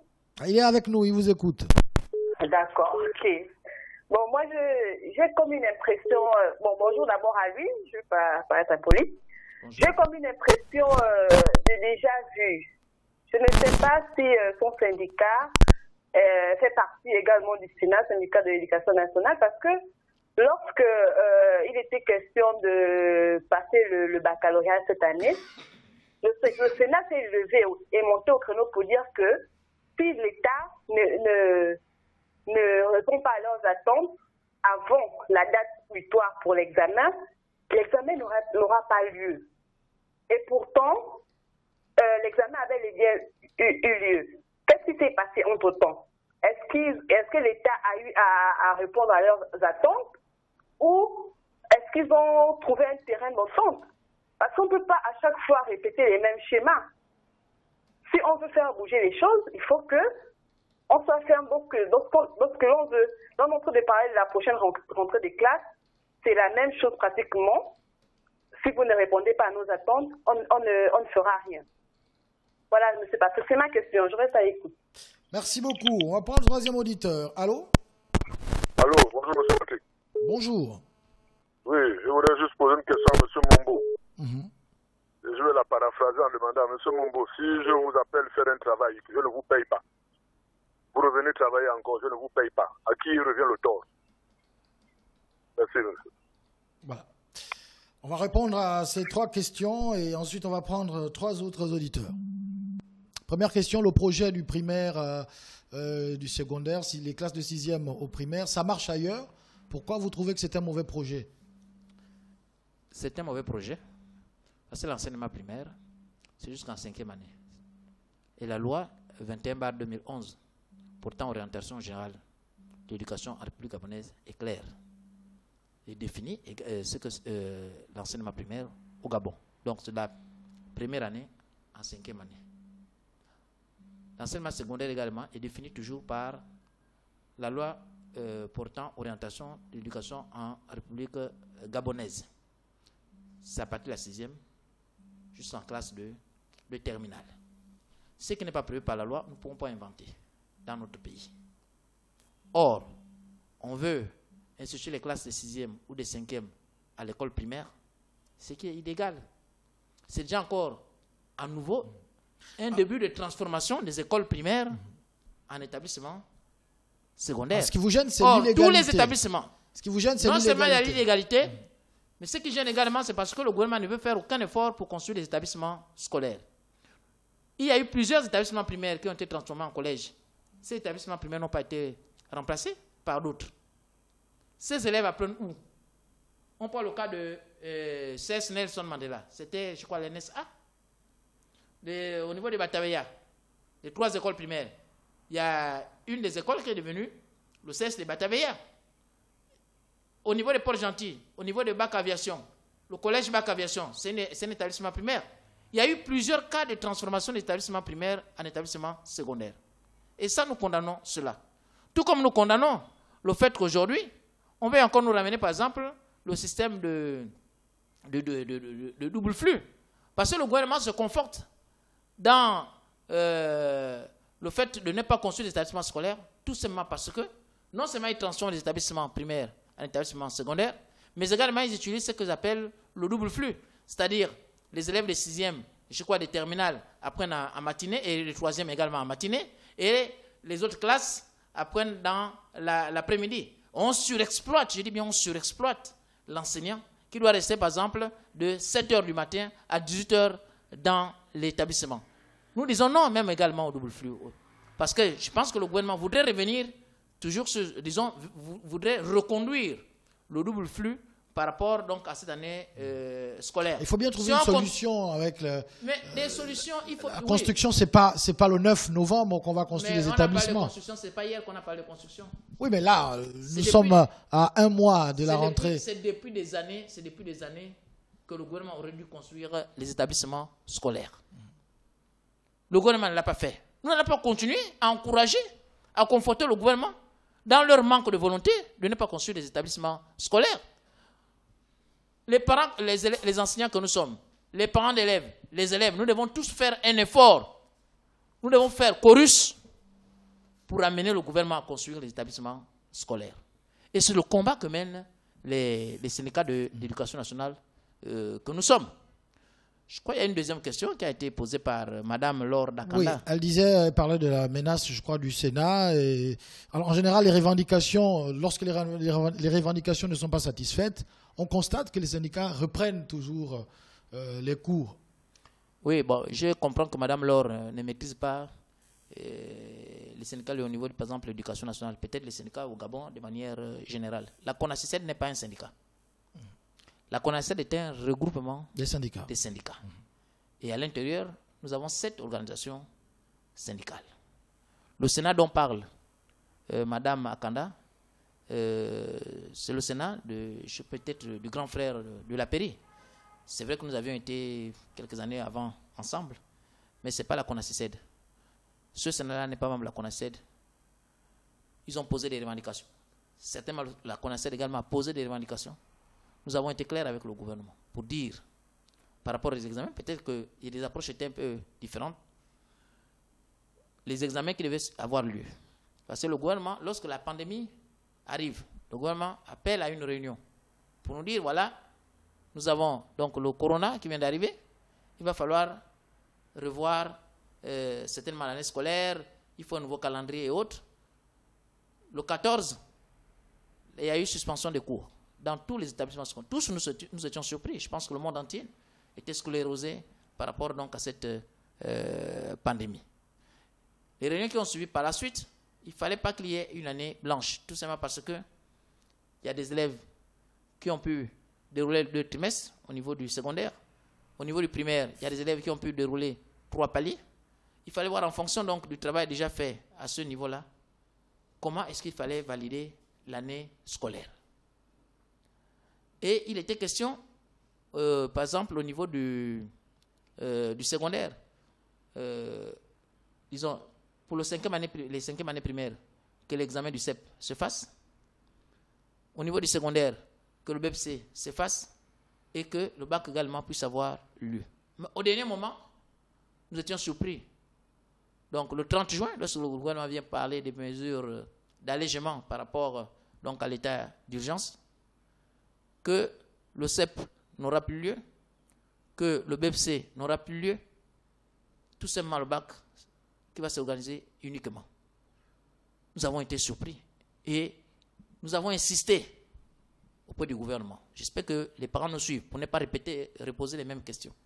Nous avons insisté pour que le gouvernement organise le CEP et le BEPC, quitte à l'organiser de manière ultérieure, c'est-à-dire même après le bac, avant la rentrée même du 9 novembre, parce que cela ne s'expliquait pas qu'un élève ne puisse pas passer son CEP, ne puisse pas l'obtenir, parce qu'on sait qu'avec le CEP, vous pouvez être classé en catégorie C au niveau de la fonction publique. Avec le BEPC, également, vous pouvez également faire votre entrée au niveau de la fonction publique. Vous pouvez être classé en B2. Donc nous avons insisté là-dessus. C'est par rapport à l'insistance des syndicats. Si peut-être ces parents ne le savent pas, je dis c'est par rapport à l'insistance des syndicats que le gouvernement a changé de position. Parce qu'il était question d'annulation pure et simple. Or aujourd'hui, le gouvernement dit ceci, que tous les élèves de 5e année, en fonction de leur travail de classe, ils auront le CEP, donc le certificat d'études primaires. Que les parents qui suivent cette émission le retiennent. En fonction du travail des classes. Les élèves de 5e année qui n'ont pas passé le CEP comme d'habitude, ils vont avoir leur diplôme. C'est parce que les syndicats ont insisté, parce que nous avons dit au gouvernement qu'il fallait absolument organiser ces examens. Donc, en lieu et place, le gouvernement a trouvé une compensation en disant on va octroyer les diplômes à ces enfants. En fonction du travail des classes, le BEPC, donc le brevet d'études du premier cycle, va également être octroyé aux élèves en fonction du travail des classes. Vous comprenez ici qu'en octroyant le CEP, on règle également la question de l'entrée en 6e. Parce qu'on consolide la moyenne pour accéder en classe de 6e à partir de la moyenne de classe et du CEP. Donc, tout ce que nous attendons aujourd'hui de la part du gouvernement, c'est qu'il y ait proclamation donc, du certificat d'études primaires, qu'il y ait proclamation également de l'entrée en 6e et du BEPC. Ce ne sont pas les parents d'élèves qui sont montés au créneau pour que le gouvernement puisse revenir sur ces décisions, parce que pour le gouvernement, il était question tout simplement d'annuler le CEP et le BEPC. Donc l'avenir de ces enfants était incertain. Il a fallu que les syndicats insistent. Et c'est ce que nous faisons. On va il y a une deuxième question qui a été... la troisième, je crois. L'auditeur posait une question. Il dit, si je vous emploie ou je peux très bien voilà, noter. Je ne vous paye pas. Je ne vous paye pas, voilà. Vous venez une fois, est-ce que vous allez encore revenir? Vous avez bien compris l'image. Oui, j'ai compris l'image. Si je suis employé et que je ne suis pas rémunéré, je ne vais pas continuer à travailler. Revenir. C'est-à-dire continuer à travailler sans toujours être rémunéré. C'était l'espoir.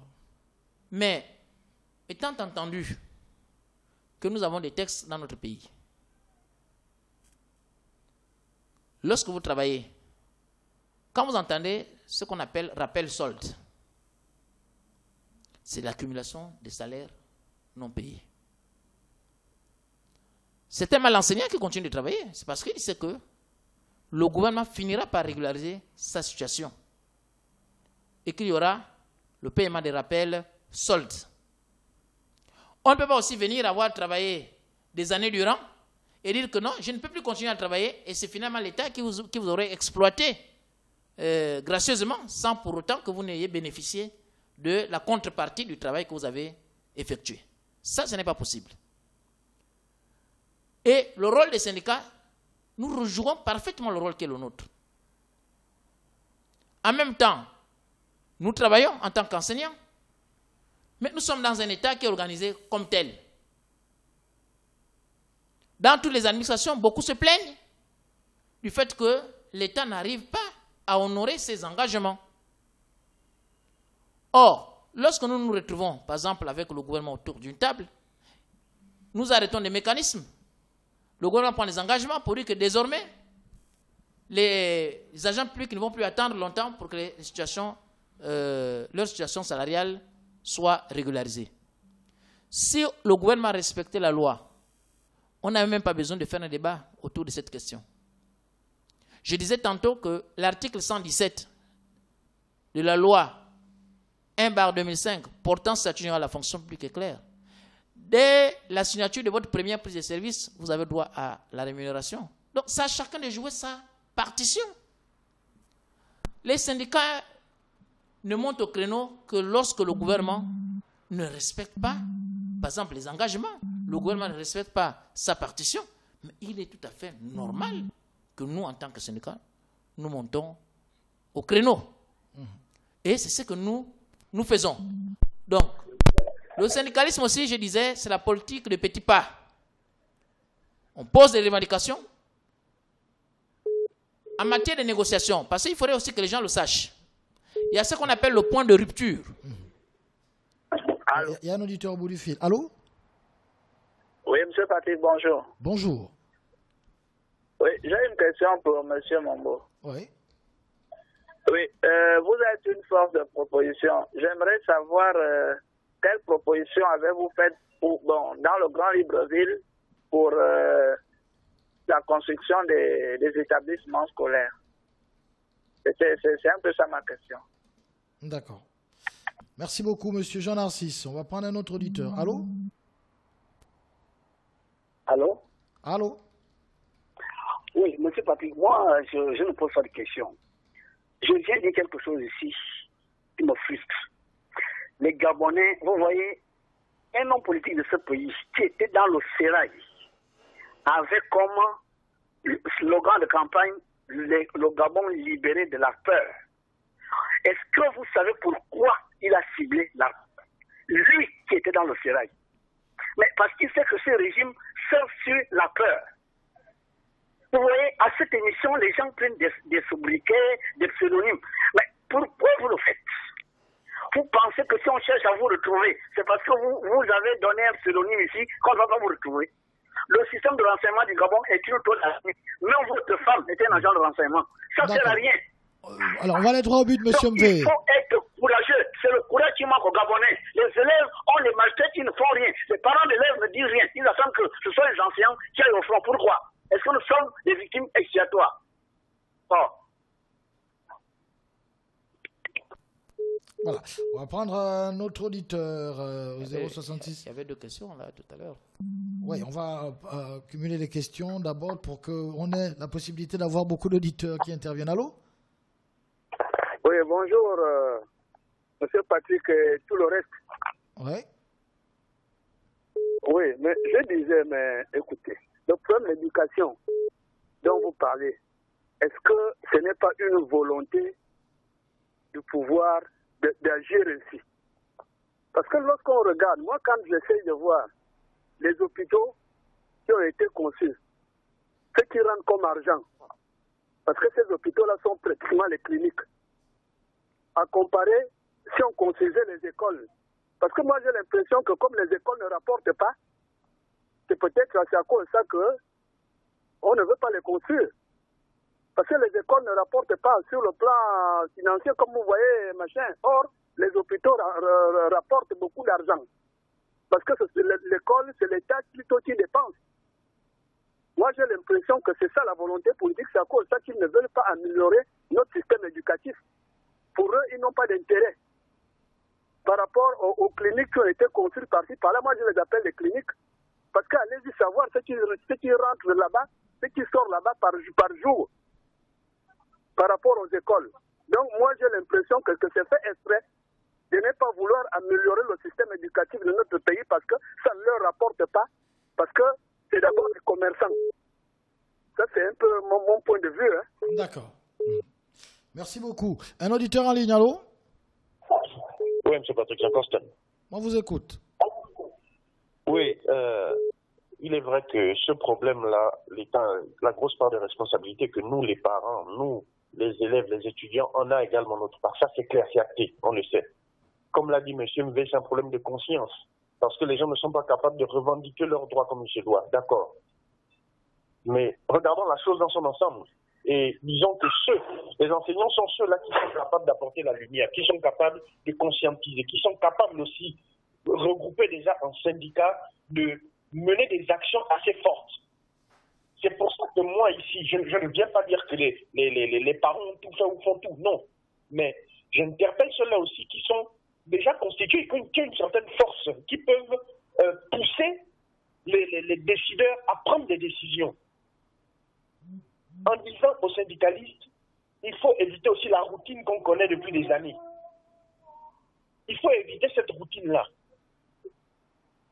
Vous êtes aussi bien des enseignants que des parents d'élèves. Donc, je ne viens pas ici stigmatiser simplement les syndicalistes. Non, nous sommes tous dans le même bain, nous sommes tous dans un combat. Les syndicalistes sont déjà regroupés dans une certaine structure qui peut faire bouger les choses. C'est pour ça que moi, je les interpelle ici. Quand on dit les élèves ne revendiquent pas, oui, mais quel genre d'élèves? Des élèves qui ont un niveau de conscience, à quel niveau? Les élèves sont les victimes. Il ne faut pas qu'on pointe du doigt les élèves qui sont victimes de ce système. Donc moi, je dis encore une fois, il faut que les syndicalistes qui sont en première ligne essaient aussi de poser des actes assez conséquents. Les parents ne sont pas en reste, oui, mais selon moi, les syndicalistes qui sont organisés doivent mener la danse, je pense. D'accord. Alors, on va prendre un autre auditeur. Allô? Allô? Oui. Oui, c'est Patrick du jeu 3 qui revient. On vous écoute. Ouais, c'est juste une partition. J'ai comme l'impression que chacun devrait faire sa partition pour le bien-être de l'école gabonaise. J'ai comme l'impression qu'on veut tirer à boulet rouge sur les syndicats, alors qu'eux, ils font déjà leur part. Je vous rappelais déjà un fait ici en 2015-2016 avec le ministre Séraphin Mounouga. Nous, les élèves, nous avons combattu, nous avions fait grève de la faim. Nous étions au piquet de grève à Sainte-Marie. Et ces personnes qui nous soutenaient, c'était ces leaders-là. Donc, M. Mombo faisait partie, avec M. Marcel Ibama, Maman Annette, et bien d'autres, j'en passe, M. Simon Iso. Vous étiez où? Nous n'avions pas vu des parents d'élèves. Alors que des personnes ne passent pas dans cette émission en stigmatisant les leaders syndicaux déjà qui font déjà leur partition. Mais nous, on ne voit pas du côté des parents. Et c'est la même chose que nous faisons à l'université. Lorsque l'on fait grève, les gens ont souvent une image erronée de l'université. C'est parce qu'on fait grève, on fait grève. Les gens ne connaissent pas les réalités que nous vivons là-bas. Tenez-vous compte que toutes les mesures qui sont prises pour la COVID-19, aucune d'entre elles n'est respectée. Puisque dans mon amphi, nous sommes à plus de 80 étudiants par classe. Les fontaines d'eau déjà qu'ils avaient promis déjà mettre à chaque entrée de chaque département, aucune d'entre elles n'est visible.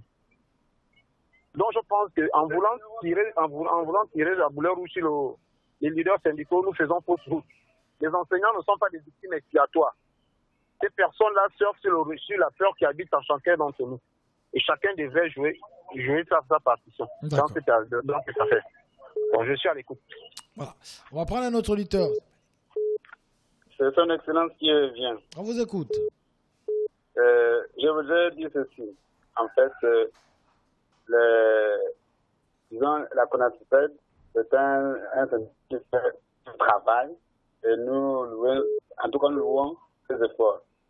Quant à la construction des établissements, à la transformation des écoles privées ou bien primaires pour les collèges, c'est quelque chose qui ne va pas se faire. C'est une utopie. Vous savez, l'État gabonais fait des promesses qu'il ne tient toujours pas.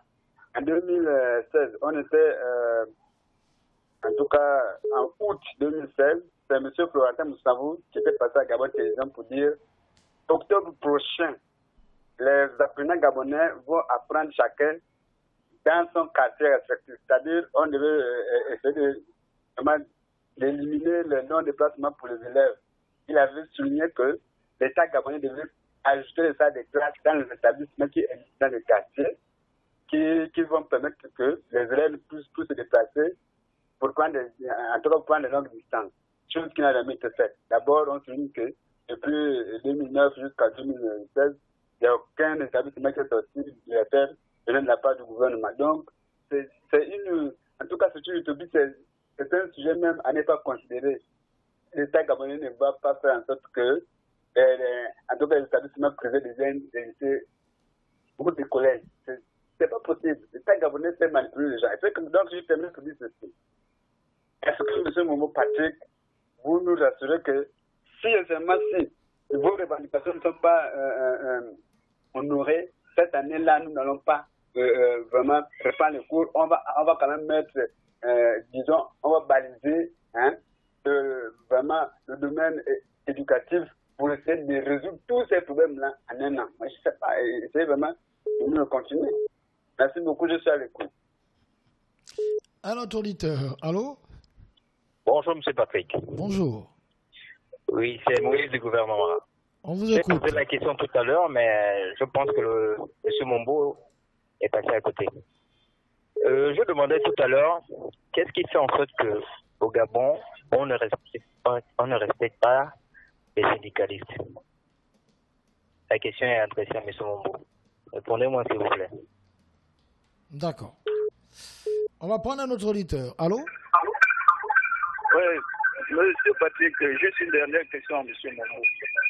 Diminuez le volume de la radio. Ok. Ma question est celle-ci. Diminuez le volume de la radio. Éloignez-vous de la radio. Ok. Alors, ma question est celle-ci. C'est bon? Allô? Allô, on vous écoute. Voilà. Je voudrais poser une dernière question à M. Mombo. Ma question est de savoir, est-ce que la multitude des regroupements syndicalistes-là n'est pas un facteur défavorable à votre action pour qu'on ne puisse pas bien l'apprécier? Comme on dit chez nous, une partie de chasse avec beaucoup de chiens nuit à cette partie de chasse-là. Est-ce que le fait qu'il y ait beaucoup de regroupements syndicaux, qu'on n'apprécie pas bien vos actions que vous posez sur le terrain? C'était ça ma dernière question.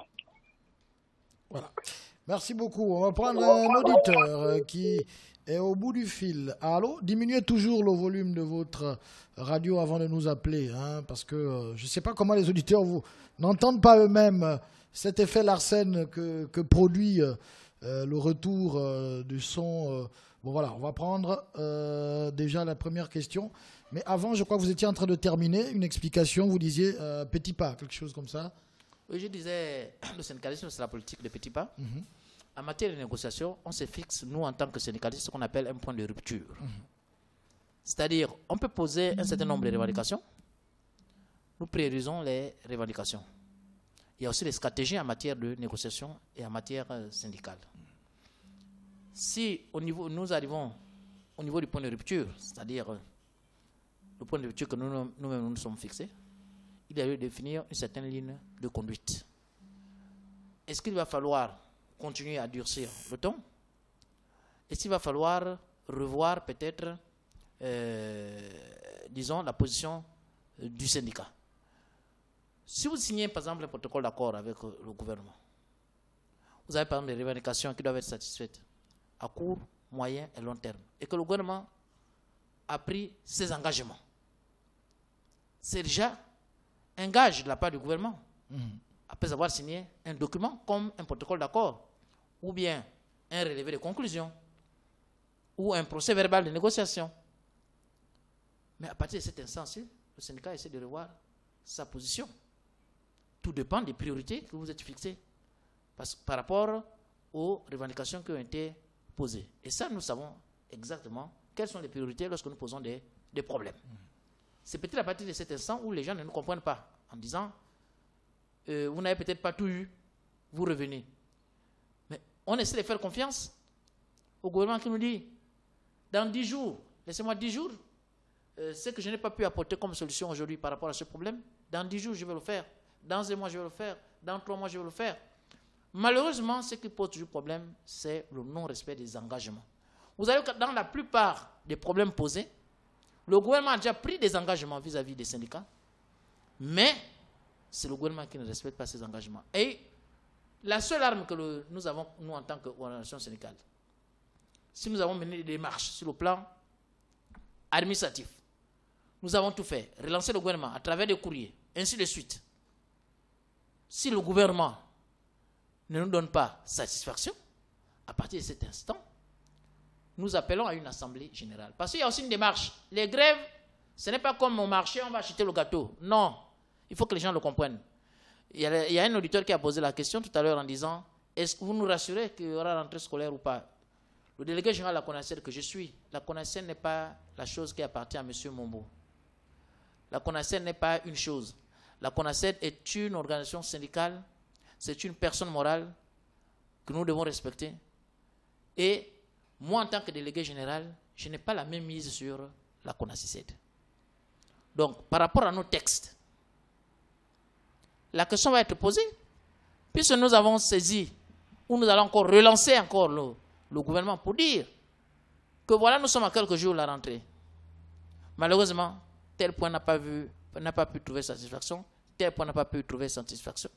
Mais nous allons définir un calendrier pour dire que bon, si à telle date, le gouvernement n'a pas toujours apporté des solutions, moi en tant que délégué général par rapport au texte, nous allons convoquer ce qu'on appelle une assemblée générale des enseignants. Donc, ce n'est pas le délégué général qui décide d'aller en grève ou pas, mais ce sont les enseignants, au cours d'une assemblée générale, qui vont, de manière légitime, décider de la conduite à tenir. Et moi, en tant que délégué général, je me soumets à la volonté des enseignants. Voilà. C'est important, parce qu'il faudrait que les gens sachent cette démarche syndicale. Elle est très importante. Un auditeur demandait quelles sont vos propositions pour la construction des établissements scolaires. Est-ce que vous avez fait des propositions au Grand Libreville? Oui, il parle du Grand Libreville. Oui. Quelle autre proposition, quelle proposition voudriez-vous que nous fassions? Si ce n'est de demander au gouvernement de construire des établissements scolaires, de respecter les engagements qu'ils ont eu à prendre à travers les États généraux, de respecter les engagements qu'ils ont eu à prendre chaque année. Est-ce que vous avez une idée du nombre? Il y a le président de la République qui avait promis, il y a quelques années, non seulement de construire des établissements scolaires, mais également de construire, par exemple, les salles informatisées dans les établissements, que ce soit du primaire, au niveau du primaire, jusqu'au niveau du secondaire.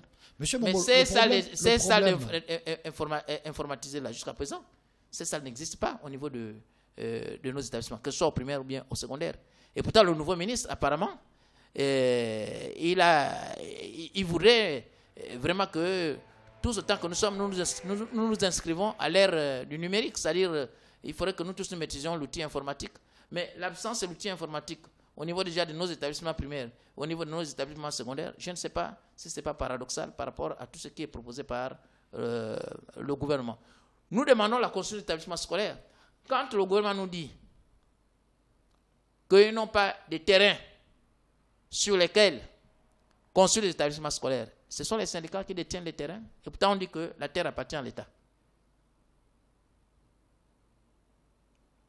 Voilà. Il revient au gouvernement de construire des établissements scolaires, de trouver des espaces pour construire des établissements scolaires. Tout ce que nous attend, c'est que les établissements scolaires puissent être construits, c'est tout. Mais est-ce que le problème, par exemple, le problème des effectifs pléthoriques, apparemment, ça ne se pose que dans le Grand Libreville.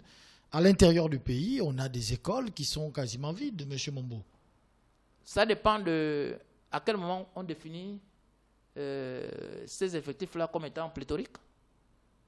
Si nous partons de la définition des États généraux, qui a fixé le nombre d'élèves, le ratio par classe et par enseignant à 35, vous comprenez que si on arrive à 36, on peut déjà commencer à parler d'effectifs pléthoriques. Même lorsqu'on parle de l'intérieur du pays, il y a des classes de 60 élèves. C'est déjà pléthorique. Et on voudrait que l'enseignant, par exemple celui qui a le CAPC, puisse remplir 24 heures de cours, alors que dans une seule classe, il se retrouve avec près de 4 classes. Une classe en 4. C'est la surexploitation même de l'enseignant. On ne veut pas récompenser ses efforts. Nous allons repartir demain, toujours dans la période de la pandémie à coronavirus. Lorsque nous avons demandé au gouvernement, avant la reprise de cours le 20 juillet et l'organisation du bac 2020, nous avons demandé à ce qu'on octroie une prime Covid-19 aux enseignants. Ce qui a été fait partout ailleurs, où les agents publics qui ont quand même pris de leur courage en allant travailler pendant que la pandémie était en train de sévir, ce sont les efforts qui ont été récompensés En France, ça s'est passé. Cette prime-là, il n'y avait pas que le personnel de santé qui peut-être prioritairement ont droit à cette prime parce qu'ils font face aux malades, mais tous ceux qui sont exposés au risque de contamination. C'est le cas des enseignants. Dans toutes les administrations, tous ceux qui ont travaillé pendant la période Covid-19 ont bénéficié d'une indemnité Covid-19 ou d'une prime Covid-19. Là, nous allons répartir dans les salles de classe. Le gouvernement voudrait bien que nous répartions dans les salles de classe. Si les gens n'ont pas pu respecter les effectifs de 10 élèves par classe, parce que l'arrêté 0,55 du ministère de la fonction publique et du travail, donc on parle même des services essentiels et des services non essentiels, et l'enseignement est considéré comme un service non essentiel, donc il n'est pas obligé de fonctionner pendant que nous sommes en état d'urgence. Et l'état d'urgence ne s'accommode pas à la reprise des cours. Demain, il faut répartir dans les salles de classe. Le couvre-feu n'a pas été élevé. Quand on sait qu'il y a des enseignants qui travaillent tard dans la nuit avec les élèves, il va falloir revoir cet état d'urgence. On venait de reconduire encore pour 45 jours le même état d'urgence. Il y a des élèves qui habitent Ntoum. Il faut attendre, le gouvernement va communiquer. Il y aura sûrement des allègements. Nous ne faisons plus confiance au gouvernement. Nous voulons faire comme Saint Thomas. Il faut toucher du doigt. Il faudrait que le gouvernement, c'est-à-dire que, comme je vous vois, si le gouvernement a annoncé, tant mieux, si c'est bon, on dirait oui, le gouvernement l'a fait. Mais nous ne croyons plus aux effets d'annonce. Alors, il y avait une question. Qu'est-ce qui fait qu'on ne respecte pas les syndicalistes? C'est la question d'un auditeur. Il a le sentiment que les syndicalistes ne sont pas respectés. Est-ce que vous avez le même sentiment d'ailleurs? Oui, les syndicalistes ne sont pas respectés par le partenaire, notre partenaire qui est le gouvernement. La preuve, on maintient l'état d'urgence parce qu'on ne veut pas voir les syndicalistes se réunir, organiser des assemblées générales. En fait, les libertés publiques, les libertés individuelles, les libertés collectives sont embrigadées. Vous vous rappellerez que dans le cadre de dynamique unitaire dont la CONACED est membre, malgré le respect de la procédure légale, nous avons demandé à marcher parce qu'il y a la précarisation donc, de l'agent public, les mesures d'austérité. Mais le gouvernement n'a jamais accepté, n'a jamais accepté que nous marchions. Et pourtant, la loi est claire. Nous avons rempli en fait, nous avons respecté toute la procédure. Mais au finish, c'est la répression inouïe, c'est les arrestations arbitraires. Le gouvernement voudrait avoir ce qu'on appelle les syndicats jaunes. C'est-à-dire les syndicats qui sont à la solde du gouvernement, qui font ce que le gouvernement voudrait bien que ces syndicats fassent. Or, les syndicats qui voudraient que le gouvernement puisse satisfaire donc les problèmes des travailleurs, apporter des solutions aux problèmes des travailleurs, qui insistent dans le fait que l'intérêt général des travailleurs soit respecté, ces syndicats-là sont taxés à tort comme des syndicats proches de l'opposition. Donc vous comprenez qu'à partir de cet instant, les syndicats ne sont pas respectés. Et le gouvernement ignore que les piliers de la démocratie, ce sont les syndicats. Parce que le baromètre... Quand on voit les membres de certains syndicats aussi aux rencontres de l'opposition, il y a quand même des questions qu'on se pose. Le baromètre de la démocratie, ou bien pour mesurer le développement d'un pays, c'est à travers le mouvement libre des syndicats. Lorsque les syndicats arrivent à se mouvoir dans un pays, qu'ils mènent librement leurs activités, les syndicats étant les piliers de la démocratie, on mesure du degré de démocratie. Alors, il ne reste plus assez de temps, Monsieur Mombo. Degré de démocratie dans ce pays. Non, les leaders syndicaux sont à tort taxés d'être proches de l'opposition. Très rapidement. Dans les syndicats, il y a toutes les sensibilités. Aussi bien ceux qui sont proches de la majorité que ceux qui sont proches de l'opposition. Ce qui intéresse, c'est de faire de l'amalgame. Et nous savons faire la distinction. C'est-à-dire, lorsque nous sommes dans le cadre syndical, nous sommes dans le cadre syndical. Maintenant, vous ne pouvez pas aussi en vouloir à un citoyen.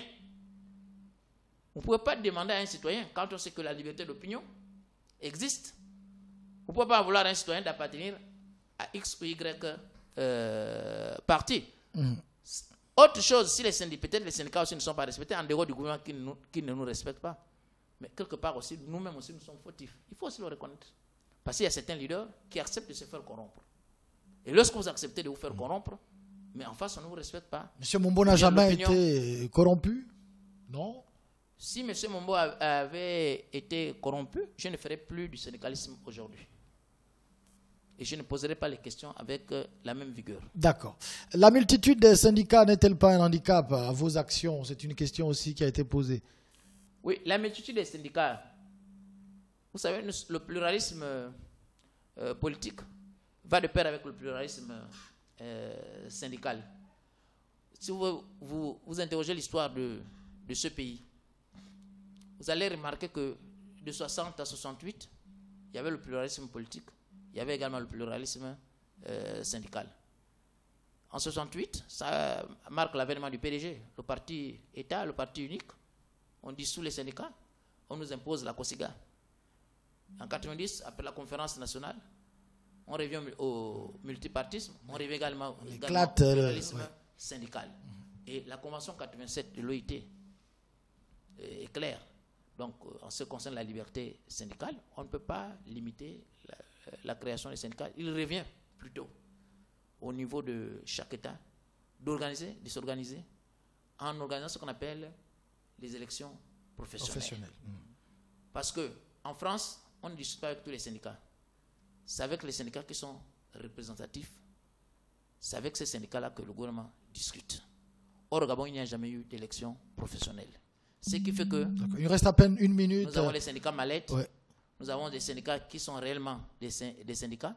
Donc, nous appelons de tous nos voeux pour qu'il y ait des élections professionnelles au Gabon, pour qu'enfin on sache quel est le poids de chaque organisation syndicale. On va prendre les deux derniers auditeurs. Allô? Oui, alors, monsieur Mombo, bonjour, et monsieur Pati, bonjour. Bonjour. Bonjour. Oui, monsieur Mombo, moi, je vous en prie, parce que ce que les Gabonais ne savent pas, parce que moi, il y a 6 mois quand vous faites souvent les réunions. Il faut que les Gabonais aussi, ils font aussi le pas pour assister quand vous faites les réunions. Ils vont comprendre comment vous allez se battre pour ce pays. Moi, je vous encourage, je suis toujours derrière vous, comme M. Mbenkou l'a dit, et je suis d'accord avec M. Mbenkou. Voilà. Je vous remercie beaucoup. Merci beaucoup, M. Simon. Un autre auditeur. Vous avez 30 secondes. Allô, 30 secondes. Oui, monsieur, j'interviens sur la question que vous avez posée en disant qu'on voit les leaders syndicaux dans les réunions de l'opposition. Mais on voit aussi les présidents des institutions, des présidents des partis politiques et des journalistes, des médias dans les réunions du PDG. Pourquoi la question ne se pose pas aussi dans ce cadre-là? Bon, merci. D'accord, merci beaucoup. Bon, les journalistes, ils vont faire leur travail. Monsieur Mombo, peut-être conclure, puisqu'il nous reste, voilà, il n'y a plus assez de temps.